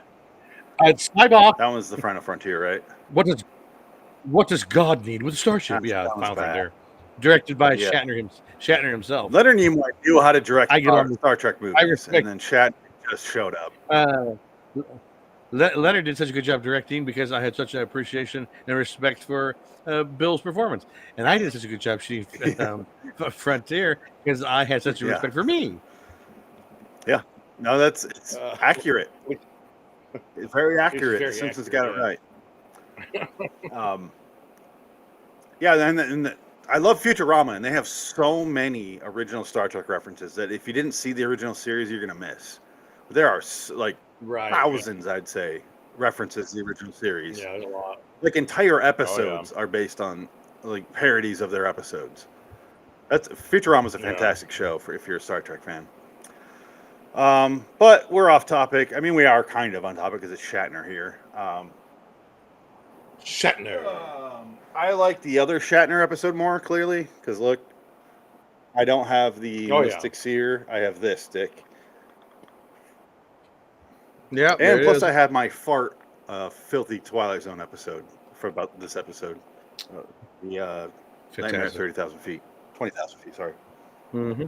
30,000 was the adjustment for the 2020 Twilight Zone, where they added 10,000 feet and Adam Scott. I loved it. Yeah, I hate that episode. Yeah. I don't know. What else do we got to say about this? Richard. No, I mean, it's been done to death. This one. Yeah, exactly. This is more like an autopsy, really. And we've already done it on this show years ago. Yeah. When did I first cover this? Because it was Frank and I. Let me see when we did it. Yeah, it'd be 2019, 2018. That was earlier. Almost 8 years ago to the day. That was September 10th. Jesus. September 10th, 2017. That Oh was my episode God. 43. This is episode 482. Yes. Jesus. Yeah. Wow. Frank and I did quite a few over 6 years, 7 years, something like that. I don't even know. I'll do it. Yeah, then we did a lot. And then you and I did a lot because we're doing 4 a night sometimes. We really get them out of the way. That happens, Frank and I would yeah. just do 2. Yeah. Yeah. Oh, wow. But these Redux ones are quick. Like we already talked about it. It is a good episode. I don't want to say I'm like complaining about it. It is a good episode. It's just one of those episodes where it's hard for me to ignore how big it is, and I don't think it quite deserves it personally. I do think the other one does. The Nightmare at 20,000 Feet deserves it. I think that's a classic, and for a real reason. And I think some of the other classics are that even if I don't love them, I get why they're classics. Like the Doll one in season 5, the Telly Savalas one, the Cornfield. You know, I'm just stating words to reference an episode, not the actual title. But you know, those I understand why they're so famous. This one I don't really, honestly. It's this the swimming pool. Oh, that's the last episode. The witching pool. That was the worst one. Which, that was one of my favorite filthy twas. Yeah, that's a good one. But this, I don't understand why it's so famous as it is. Other than Shatner's in it, I can't think of another reason. And the little demon devil skull. That's it. And it's not scary. It's not. Yeah. It's not a twist. It's just kind of a sweet story, and the wife is correct the whole episode, which is rare for Twilight Zone. Yeah, the bitch needs to shut honestly, her mouth. she's the one that saves him, and it's like a story about love more than anything. Right. He's willing to forego his obsession for her. Yeah. You're right. Let's get out of here today. It's Let's go. a sweet episode, but it's fine. I do like the ending where that couple shows up like fucking junkies. Like, oh, can we get the fuck out of here, man? I'll suck your dick. I'll suck your devil dick. Come on, get and then compared to Shatner's wife, who goes, "It's a napkin holder at a restaurant in whatever Ohio." Idiot. Yeah, and he's like, fuck. "Holy shit, you're right." That's the part I love about it. He's like, "Oh wow!" Like she pulls him out of his cloud of obsession. It's kind of akin to the Fever episode, that gambling one. Only she was not able to talk him out of the obsession. And that one's much more funny. Yeah. Oh, definitely, because it chases him down. And that episode reminds me of our next episode in the podcast, the What's in the Box. Those two episodes are tied together. The wonderfully abusive relationship between an old man and an older woman. Yeah. Between an old man and a New York woman. Because it's and she's only 37. And I think she states her age at 37 years old. Oh God, I can't wait to find that out. I don't remember her saying 37, but all right. Yeah, it's a good episode. 7. Would you agree, or do you want to go higher, lower? Well, I would say 7's fair. IMDb, like I said, gave it a 8.6. I said 8.3. It's top 50. That's fine. You can say top 50. Oh, for sure, yeah. Top 50 is good. It is a good absolutely. episode. It's just I don't understand the obsession and the why. There's a lot of other ones that are way better. I can name 15 to 20 that I personally love way more that are rated way lower than this. Yeah. Shadow Play is my favorite episode, and that's rated below this, which is just bonkers to me.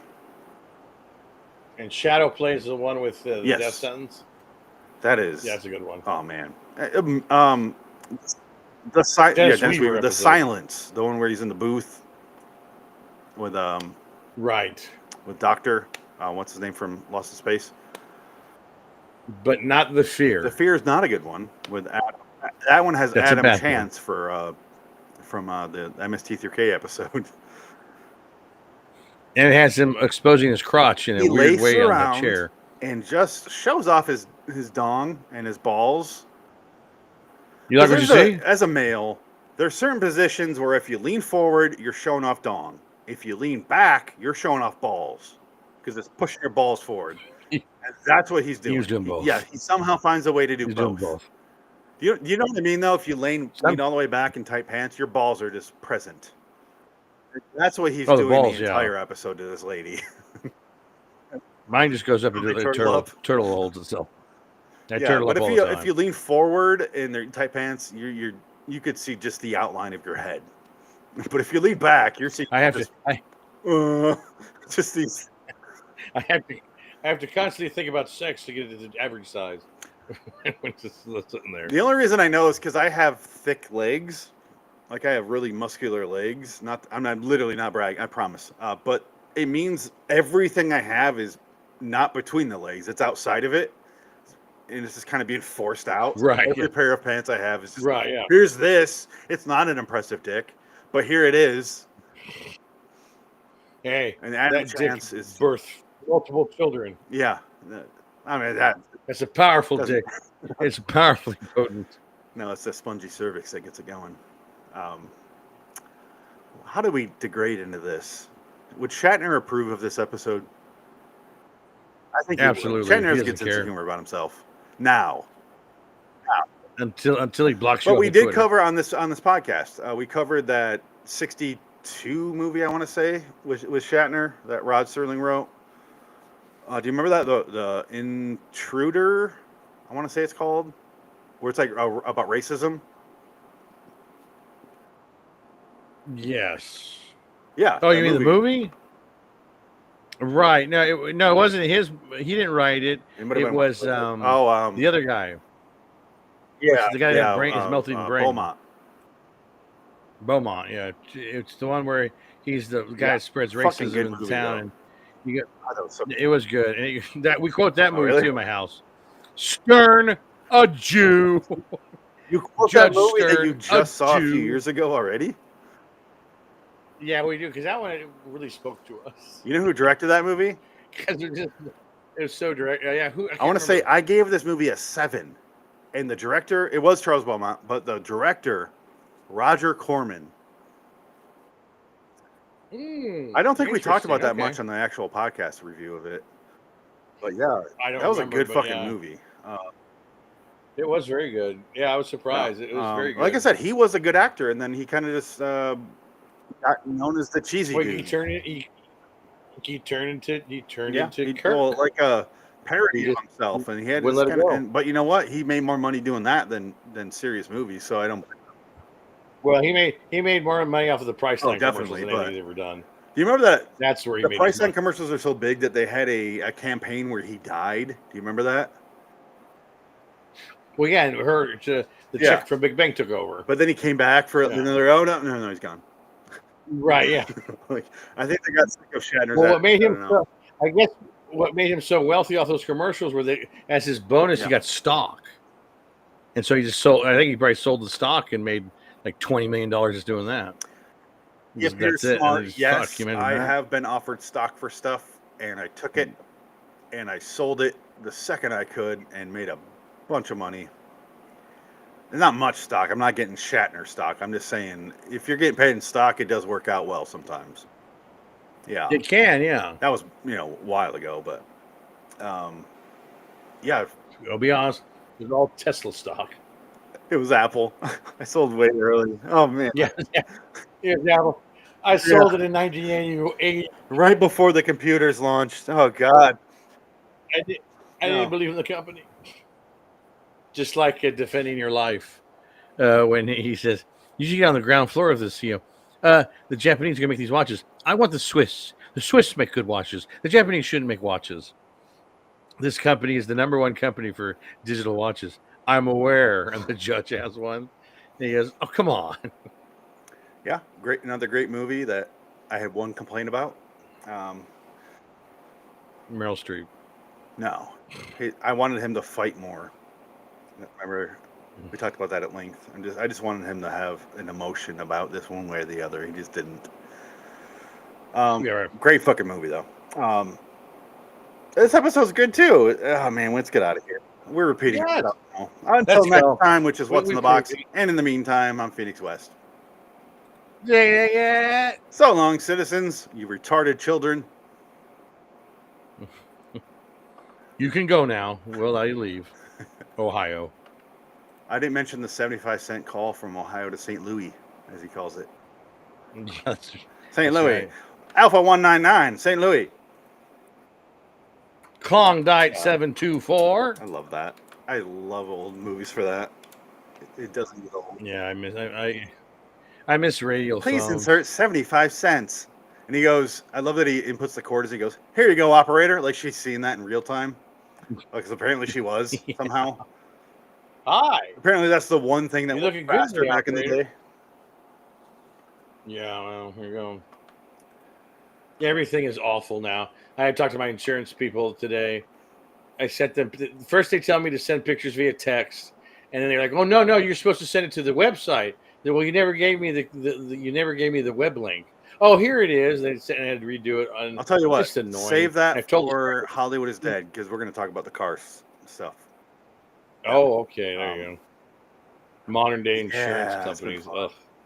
Pain in the ass. And this is a fender bender. Like, this is nothing like yours. This was just a very, very simple one. Yeah, it's in the hoops you got to go through and just. Ugh. I think Hollywood is Dead will be our So show annoying. where we kind of discuss our lives. Not this is just Yes. Who cares? What's Right. in the boxes next, Dick? Let's hear this episode though. Now, obviously, and then When he says you should get on the ground floor. we're good. We're at 30 minutes exactly, like every episode. We're not even trying. Like I honestly am not looking at the time whatsoever. Our internal It chronometers is. are working overtime. Man, I'm looking at my books here and I'm just thinking I'm never going to read these. Which books do you got that you're not going to read? Well, I just buy like the movie adaptation yeah. books just for fun. Like I never read them, but I got like a big old stack over there. Anytime I go to the thrift store, I get one for 25 cents. I'll get one. Like for example, let's say. I'm finding one of my favorite things that you sent me through the mail. And by the way, we are recording the episode now. But for the video people, Oh, good. This is one of my favorite things that you ever sent me. I don't know if you can see it. You're off camera. Not yet. Hold on. You know how much I love this. Oh my god! Oh yeah, it's amazing. What it is for the podcast It's so fun. is a movie CD. It's a full-length feature film for your PC, and it's discs that you would put into your computer back in the day, back in the late '90s, and basically the early form of DVD. Only it would only load on your computer, and they don't stay in the slots anymore because it's from the '90s, but. Oh my god, this case is nostalgic. Just the fact that it's 7, one of like top 4th favorite movie, I'd say. Yeah, I couldn't believe I found that. That was quite a fucking love remarkable this. thing to find. When I set it's the so office funny. back up, it's going to be prominently displayed because this is incredible. How many people Yeah, own it's this hilarious. anymore? No, that's like such a dead format. You It's not remember even I funny. opened it on the show with you, and I was laughing hysterically at this. Oh, that's I such love a it. dead 'Cause technology. it was 18 months, 24 months of this movie being released this way. Oh, is that VHS? Nope. Oh, wow. The novelization. Oh, sorry, I thought you were talking about VHS. From here, it looks like a VHS, but yeah, novelization, huh? No, yeah, no, it is. It is. It's the book, and also You sound so defeated when you say it. It's the fucking book. What are you going to do, you know? Oh, man. Star Trek 6. Damn. The novel. The terrible movie. Okay. Wrath of Khan, the novel. So you have 2, 5, and 6. Dracula, the novel of the movie of the book. Go Hold on. figure. Who's on the front cover there? Was that Winona and Gary? It's, Oh, it is. Okay. Yeah. I thought it was a younger model. You held it up so fast. It looked like one of those like Fabio dudes. Okay. Right, yeah. Which is funny because this is the novel of the book, of the movie, Yes. not the book, of the book. So this is adaptation of the movie, not the book. One of my favorites we that I got still Chapter have is the Independence Day novelization, and I read it. And Oh, yeah. It is hilariously bad. Capricorn 1, okay. The moon landing. Yeah. The fake moon landing movie with O.J. Simpson. Man with a Face. What the fuck is that? Oh, Man Without. without a face. Without a face. Ooh, No, when you hold it and when you without hold a it to your right, the light hits it. It does Yeah, not say it out. disappears. It just says Yeah. the man with a face. I was Yeah, I gonna know. I say, saw that. is that the man without a face? Just renamed, but yeah. What's no, your it's- favorite? Oh my God. There you go. Have you read it? Richard Matheson's version. No, I have Cool. not. I'm almost afraid to because I don't want to wreck the binding on it. Blade Oh, Runner. Which Blade all right. Runner. Oh, this one's good. This you like this one? Firefox, yes. That's a Oh my thick God. fucking book for Firefox. Jesus, this makes me laugh. Oh my God, the Shane Black one. This is like one of the last adaptations I think made. They don't do this Speaking anymore. of Twilight Zone, though, This one was great. Starman, nice. Yeah, I've seen that one. You showed that. You have sent me these, which I'm excited to read. These thick ones. Oh I'm yeah, excited yeah. to go through these because these look new. Oh, Fatal Attraction. Do you see nudity in there? Yeah, wow, God. bush everywhere. Your hair is falling Oh out of my the God. book. Oh, Close, you there's gross a bitch. dead cat here. Oh God, Oh my God. these pages smell like dead cat that she microwaved. How did she put the cat in that book? In that And all movie? the Was it There's a okay, rabbit. Was that microwave or drowning in the sea? no, she's putting a boiling Okay, pot thank of you. water I haven't seen that movie on in the so stove. long, and but yeah. And the original version was she lives and oh no, I think she died. She kills herself, and Michael Douglas goes to prison. That's the Fun. original ending. And nobody liked that ending, so they had to make it. Why did he go she to gets prison? Shot by Ann Arbor. like, She made it look like he murdered okay, there her. you go. All right. She pulled a Gone Girl. Okay, which is another fantastic movie that's underrated. That is a good movie. Yeah. Oh, I've seen that once since theater, and I fucking love it. That's a good movie. It's one of my favorite Fincher movies. I'll say that. It's like my fifth a really favorite. good We one, need yeah. to do a Fincher episode on Hollywood is Dead. Yeah, well, I think our numbers would be the that's same. that's though. kind of the problem. He doesn't have a whole lot of movies like Eastwood did. So it's just Yeah. We have to go off his music videos. I love his Madonna videos. yeah, or In Excess or whatever the hell he did. Yeah, I do like his he did Trent back in the Reznor only video with the 90s. That's a good one. metro. What are those called? Yeah. It's not a I metronome. can't That's remember. it's the Right, yeah. the ball. It's the balls that click. It's basically a Yeah, metronome. I don't remember. But that's a Yeah. good video. Cheap, even though it's shot well, super well. Cheap meaning there's not a lot of like sets. There's no people in it. But yeah, it's kind It's of all like the CG. beginning of. It's one around the time he was doing Fight Club and Panic Room, so he's doing that like digital through the other Right, stuff. yeah, he did some in yeah. the game too, but not quite to the extent. Right. We need to do a Fincher episode, I think, even though we're gonna have the same ones. Maybe we do a top 5, not top 10, because it's him. But anyway, we've been going for a while now, and we haven't played a theme song, so let's do it. You're traveling through another dimension, a dimension not only of sight and sound, but of mind. There's a signpost up ahead. Your next stop, dark territory. Bordering in Wonderland, the Twilight Zone review.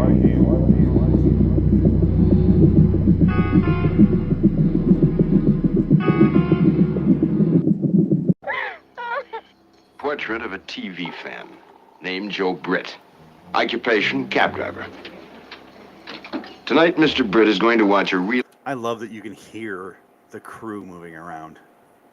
Did you hear that? Well, I think he's watching No, TV. He's sitting there in a chair by himself and a sofa, and then you hear. Oh, let me Give me a C-stand listen over to here, John. get your ear close to the speaker. You hear the crew like shuffling around. Oh shit, we're TV filming. fan named Joe Britt. Occupation, cab driver. Tonight, Mr. Britt is going to watch a really big shoe. Something special for the cabbie who's seen everything.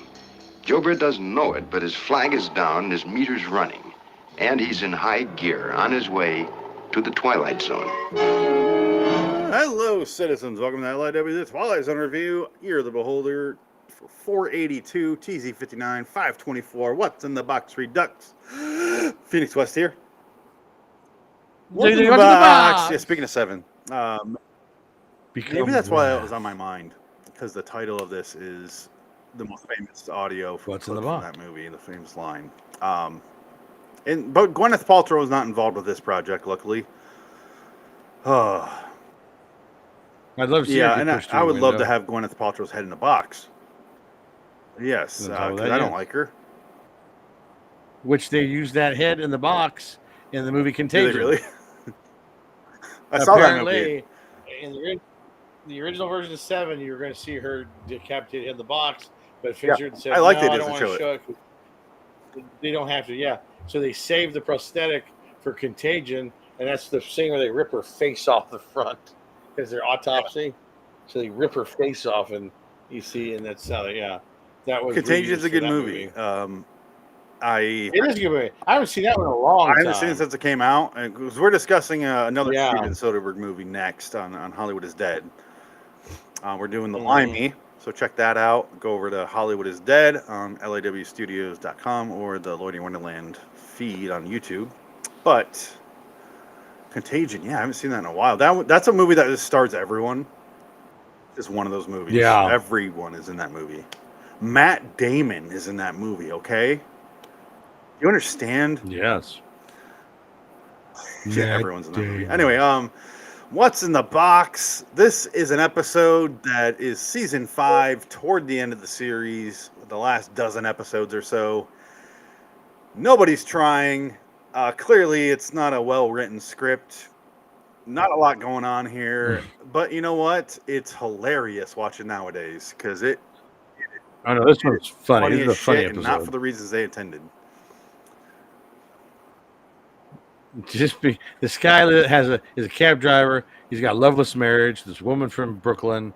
He just wants to watch his wrestling. And there's a guy that's fixing the TV. He's eating bad food in the other room because she cooked him dinner. It's cold because he's cheating on her. He thinks there's no evidence he's cheating on her, to be fair. No, but he is cheating on her because you find out later that through the television. Oh, did they say that? Cheating on her. Oh no, he is cheating on her. He has a know. girlfriend. And I missed that episode. I've seen this episode a number of times. Yeah. I probably just tuned it out eventually. Oh yeah, that because she says you went to Yonkers. Oh, that's not the first time I've heard that one before, and it's because she says that. Shit. Is there evidence that someone? Yeah, but no, she has no evidence. But on the TV, it shows that she's right. Okay. She knows. During his trial, because he's going to tell her. He's going to tell her, I'm not going to see her anymore. I love you. And she goes, 37. I think she says, I gave you 37 years of my life. And this is what I got to show for it. I'm out of here. He starts to pack. And he goes, don't leave. And he goes, shut up then. I'm trying to be nice and honest with you. And you're just going to act like this. You fuck you. He might as well. Say that, but. Yeah, there's a lot of fuck yous that are not said here. Fuck you, basically bitch. It must have been when they got married. Like their vows were, I promise to always be with you, fuck you, and to death do we part. He even says that later in the episode, or she does. Death do we part, Evelyn. Death do we part. But fuck you, yeah. But most importantly, fuck you. Fuck you. Fuck you. He's equally as bad as she is. However, this is one of those episodes where I watch and I go, what did he do to deserve this? Because there's a guy there fixing his TV because it's on the fritz or on the bench, wherever the hell wording she uses. She uses some weird, strange wording that doesn't exist anymore. And he's kind of a dick to the repairman where he's like, is this going to take forever? You're just going to take it and charge me, and you're going to charge me for this and this. I'm not paying. Right, yeah. Like, you know what, mister? You're going to fix it yourself. Yeah. Well, of course, sir. It's fixed now. Enjoy watching. He's a guy that back in the 60s, they were like, he's quirky. He's an oddball. It's like, that's all euphemisms for he's gay. Or he should have been, he's the character. He should show up in Outer Limits. He should show up in all these anthology shows. Like this. Anthology. Okay. All those anthologies. Yeah, you don't want to mix science and anthology together because you come up with anthology, and that's a different breed. Would you like to join us for our meeting? You know No. what? I will. Hold these things? Okay. Will you be a slave for us for 25,000 years? Oh, man. There's thetans, Dick. I don't know if you know that. Yes. Well, I know that they put the souls of aliens in volcanoes, and they get released and they go in the atmosphere and poison humanity. Yeah. Yeah, and then you need to get the Mormons aren't too far off, because the Mormons say we all get our own planets. No comment. No joke. No joke. That's part of the Mormon thing. And no comment. We all get our own planet. And yeah, I sent you that video, right? Where it was an animated movie about Mormonism, and they show the scenes of the people from the African tribes and the Middle East. All are demons. They turn, they're monsters. They turn to black people. And I'll find it and send it to you. Yeah, it's amazing. It's like one of those. It's one of those videos you watch. You go, "Holy God, this is real. This is amazing. This is horrible. This is something to watch." You know what, though? I gotta find it. No comment. Not allowed to discuss this. Yes. Allegedly. Yeah. Oh, that's right. Yeah. Anyway, I love the. I like the fight that they do in this episode. Is so ridiculous. Fantastic. Do you remember that episode that's earlier in the series about the camera, the most curious camera? Right, it's almost the same same ending. thing. Only one person flies out the window. Right. Yeah. That was 5 people 1, fly out 2, the window. 3, 4. 4. And that's part of my Let me find it. That's part of the Twilight Zone Hates Windows American episode. Yes, that's a great one. Let me see if I can. My computer's freezing up here. It's all right. But yeah, it's a series of people flying out windows. I can't save it on here because of Restream's commitment to only giving you like 9 videos or 10 videos or something stupid. Well, let me see if I can. I'm sure I can find it here. Videos. Here we go. I just gotta wait for it to load. Dick. How many windows have you fallen out over the years? Well, probably just 1 or 2. Oh, really? When I was a kid, I rolled on my waterbed and my head went through the plate glass window There in you my go. bedroom. I remember But it was like really old. It was like a 80-year-old windows. They're old. I remember I walked up to the door that led outside to our backyard, and it was a glass door, like part of it, kind of a half, you know. And I pushed my belly up against it, just barely, and it shattered. I was like, "Oh my God!" I barely touched that fuck because it was super ancient, but it just exploded. Why am I not seeing Twilight Zone Hates Windows? Oh, here it is. Beyond. All right, here we go. We need to play this. It's been a while. All right, ready, Dick? You'll see this episode as well. Beyond it is another dimension. A dimension of sound.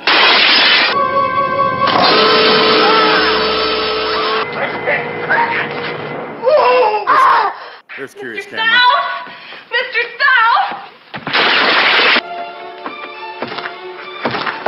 Oh! My way. Not a window, but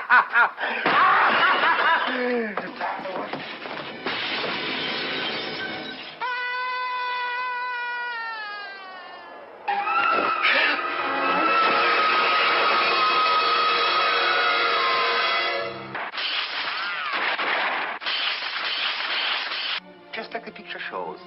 1, 2, 3, 4.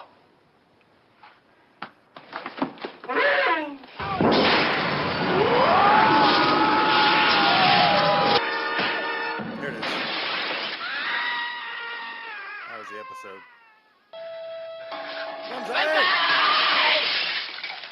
Fantastic. Where's the fever? Because I'm going to go out and find one of those details. Now! That's A dimension solid. that's the greatest. Beyond it is a... There you go. That's just the greatest leap out of That's why I a saved window it for ever. last, because it was the reason this podcast started, and it's fantastic. Oh, it is a joy every time we watch it. That clip specifically.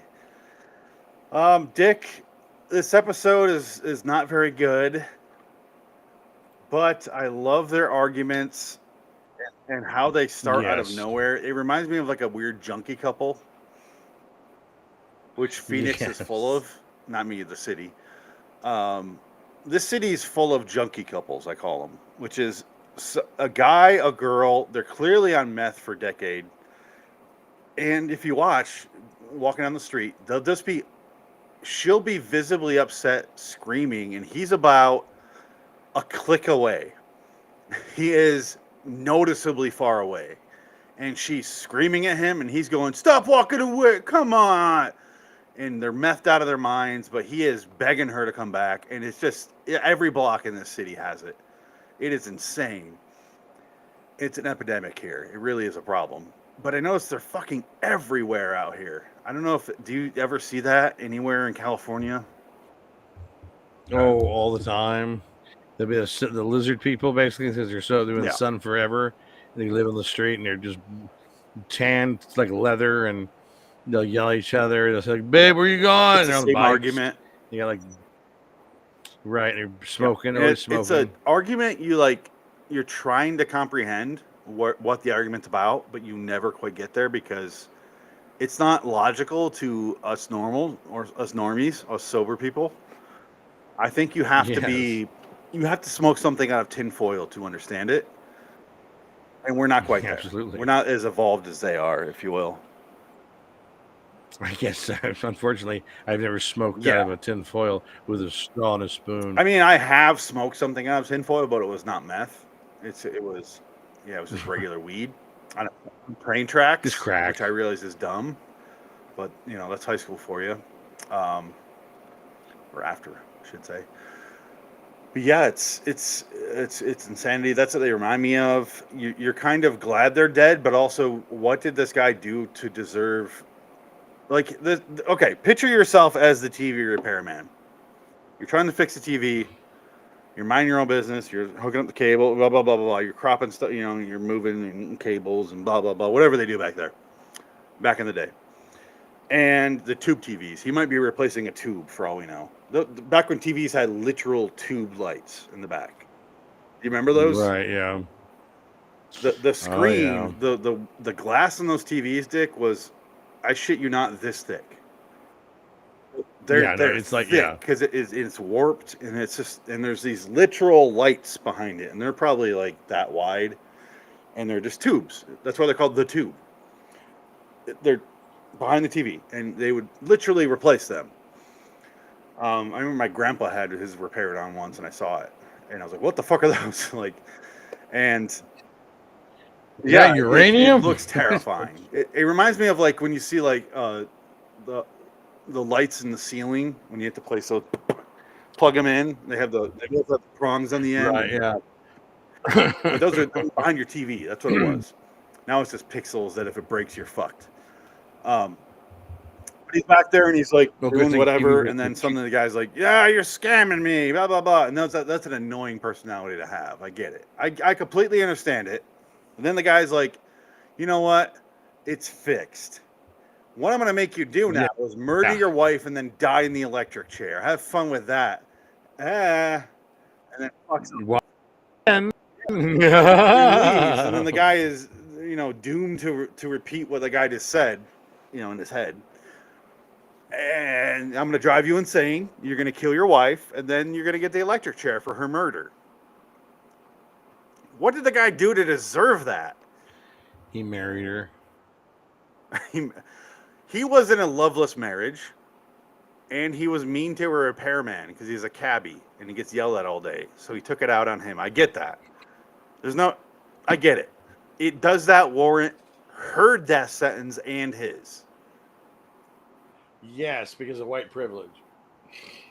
Okay. He's white privileged.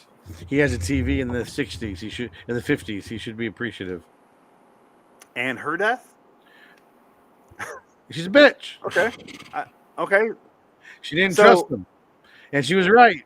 She was right the whole in time. This world, just being a not nice person warrants a death sentence. Apparently, yes, I would agree. Yeah, what you hate is when the character gets all these awful things happening and they don't deserve it. I don't hate it. It's just it makes it hard for me to give a shit. Right. I'm fine. I don't hate this episode. I'm fine with it. It's just I don't care as much as I should. I think this movie's more. This episode's Yeah, more it's of a goofy definitely one. Yeah, it's played for laughs. Exactly. Sorry, I didn't mean to play that, but you're right. It is a comedy episode. Just because the way he just kind of he punches her and she goes out the window. He socks her right in the fucking nose. He punches her out and he goes flying back. Oh god, it was funny. I don't want to play the entire fight sequence, but I love when he's in bed after just having like passed out. And look how small that bed is. This is a one-person bed. It's like If Titanic. Two people couldn't fit on He that. has her pillow, so when she goes to bed and he's still awake, she's not getting a pillow. Or she has a separate bed because it's 60 sensors, and they're like, you gotta have separate beds for these people for some fucking reason. Nobody lived like that. Yeah. Don't show the toilet. Do not show that toilet. Apparently, these people never heard of recessed lighting or hiding the cables for their lights. You just see them go behind the headboard. Well, put them in the wall. It's a New York City apartment. Why wouldn't the soup do that? Just so they're not tugged on. Oh, they were going to do that. They could have started a fire and the whole building goes They up. give a shit. Yeah, and those days they were insured through the roof. They're hoping for a fire. Oh man. Anyway, she comes in and he's like, "Oh, by the way, I love you." And that's when she says what you were mentioning, which is, "It's good to know after a 37-year marriage, my husband loves me. He decided he loves me." Right. He's trying everything he can. Well, fuck you, you fucking bitch. I fucking hate you. How about that? Understanding? She wouldn't know sympathy if it hopped. Here it is. That's the thanks I get for wanting to be on. So some guy hailed you on the way to the garage and asked you to take him to Yonkers. No wonder we've been short of money for the last month. You've been blowing it on that flea-bitten floozy. Get out of here. You bet I will. Look at that love. You bet I will. It's palpable. And I love when he goes, "I'll kill you." Yeah. He almost looks like what's his name from Night Stalker? Yeah, Clug. Darren McGavin. Yeah, sorry, Darren McGavin. Yeah, you're right. Right here. Yonkers! Yeah, and they do a close up. Can I play it?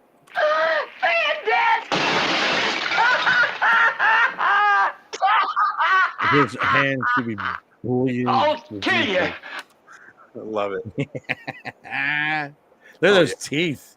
Look at his teeth. No, Oh his my real god! teeth Look at haven't that. been in Oh, his mouth since 1937. those are some nice 1955 No, chompers. those are, you know, what's sad is those are the That was niggers. probably. That's what I'm saying. That was standard. That was everybody's teeth in that era. And then they fight like it's fucking Thanos. They just throw each other around this tiny crummy apartment, and then he punches her in the goddamn nose, out the goddamn window. So great. It's so funny. Oh, here we go. They just thrash. I can't think of a better word than thrash, because you see the set here. It's clearly a set. Nobody's walls go up above this for no reason, and suddenly you see these very visible lines, like. I don't know what those would be. Hey, come on. But they trash this set, and then they just fight around, they thrash, and then right out the fucking window. It's hilarious. And if this was a modern day apartment in New York City today, it'd be a $4,000 definitely. apartment. And there'd be 16 people sleeping in sleeping bags right here. Right? Yeah, there'd be segments of fake walls. Yeah, and then the kitchen pulls out of the wall. All right, here we go though. You will, huh?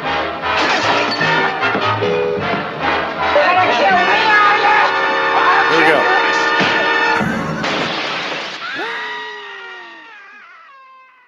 Good riddance, you whore. A Whore. whore lived here. You're nothing but a whore. Go get your own I want to goddamn insert man. her hitting the pavement behind Karen in Goodfellas. A whore lives here. Bump. Ah, My kids had to see that. It's a hilarious ending. And then he's like, I killed her. I didn't mean to. I didn't mean to. And the cops show up, and half the building shows up in this. No, the this fastest cops in history. Yeah, in history. Yeah. Although I will say, Well, you know what? I have experienced fast cops in my life a couple days ago, and we'll get to that in Oh. Hollywood is Dead. But yes. Oh wow. 6 episodes of 6. Yeah, Because I agree. like it. It's hilarious. Yeah, well, it's just a funny episode. It's not No. deep or anything. It's not trying to say. It's not giving it. It's about a TV that doesn't work. He wants to watch wrestling, and it plays all of his past sins, and then it shows him what he does to his wife, and sets it up. Yeah, it's fun to watch. Paradox. For some, like if you explain this episode, if you read it on paper, you'd be like, "Oh, I'm gonna be bored to tears for 25 minutes." That's all it is, but it works in its Right. own way. Because of, I like him a lot. I think he does a great job. She's Yeah, he's annoying as great. shit, but she's supposed to be. Worthy Right, of punching yeah. out a window. I kind of agree with him at that point. Well, absolutely. I don't. I wish he wasn't punished for her death, even though he directly caused it. Right. Right. Because I agree with him. The man's a hero. He's a genuine The hero. pavement is also a hero. Let me say that. Gravity. Let's give a shout out to Gravity. Gravity did its job. Yeah, just an all around A for effort getting rid of this lady. And I love the fact that for some reason, the cops show up, the neighbors show up, and then the goddamn TV repairman demon is there. TV work Yeah. all right, mister? Fix your set okay, mister? Come on. Oh, freak show. I noticed you've been living with your friend who's a man for like 20 years. You're howdy Yeah. doody looking motherfucker. You will recommend my service, won't you? Only if you shave your The eyebrows next time down. your TV set is on the blink, when you're in the need of a first-rate repairman, may we suggest our own specialist, factory-trained, prompt, honest, 24-hour service. You won't find him in the phone book, but his office is conveniently located in the Twilight Zone. Okay, Dick, what else are you supposed to assume other than he's a literal demon? Yeah, this is Jesus Christ. I don't want that guy fixing my TV. What's in the box? Last time we did this, Dick, was... No, that wasn't it. Before that, let me find it. No, it 2018. was August 25th, 2020. It was... Wow. Who's K and L? I gotta find out. I know it was Adam. I think it was... Oh, me, Frank, and Jansen, really? Wow, there you go. Really? Okay. Yeah, I guess so. Oh, M as well. Is M Adam? M is Adam. Me, Frank, Jansen, Adam. Wow, it's a heavy. Yeah, we had that heavy in late team season there. 5. I knew Adam was there. That's why I was confused when it said it wasn't. Well, Yeah, that was... Adam was around for season 5. Yeah, this is a fun one to do because the episode is not that exciting. So the more people, the merrier. But I don't know how we stretch this out as long as we have, Dick. Well, let's jump out the window into the next thing. Until next time, in the meantime, I'm Phoenix West. So long, Nick. citizens. The next episode is TZ 2002, Into the Light. 59's Nothing in the Dark Redux, the Robert Redford one. TZ 59, The Midnight Sun Redux, which is another classic. Night Gallery's Fright Night, which I don't think is going to be the vampire story we think it is. Chris Sarandon. So until Phoenix West. Song They do that. systems. I'm All gonna right. find those. What's he say? Damn it. I'm gonna. Yeah, oh, for some reason God. that specific word just avoided me or evaded me there. I'm gonna find those details. That's right. Stunt double. And then he stands up. Right now. Yeah. That was so great. Oh my God! Who would have thought? Let's just jump out the window for Oh your my big God. dramatic exit. Just picture me alone watching that episode, just dying laughing. And then I'm like, I'm gonna start a podcast, and that was me. 10 years ago now. Holy shit.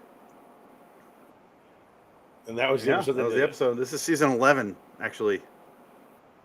Damn. Wow. Okay, bye.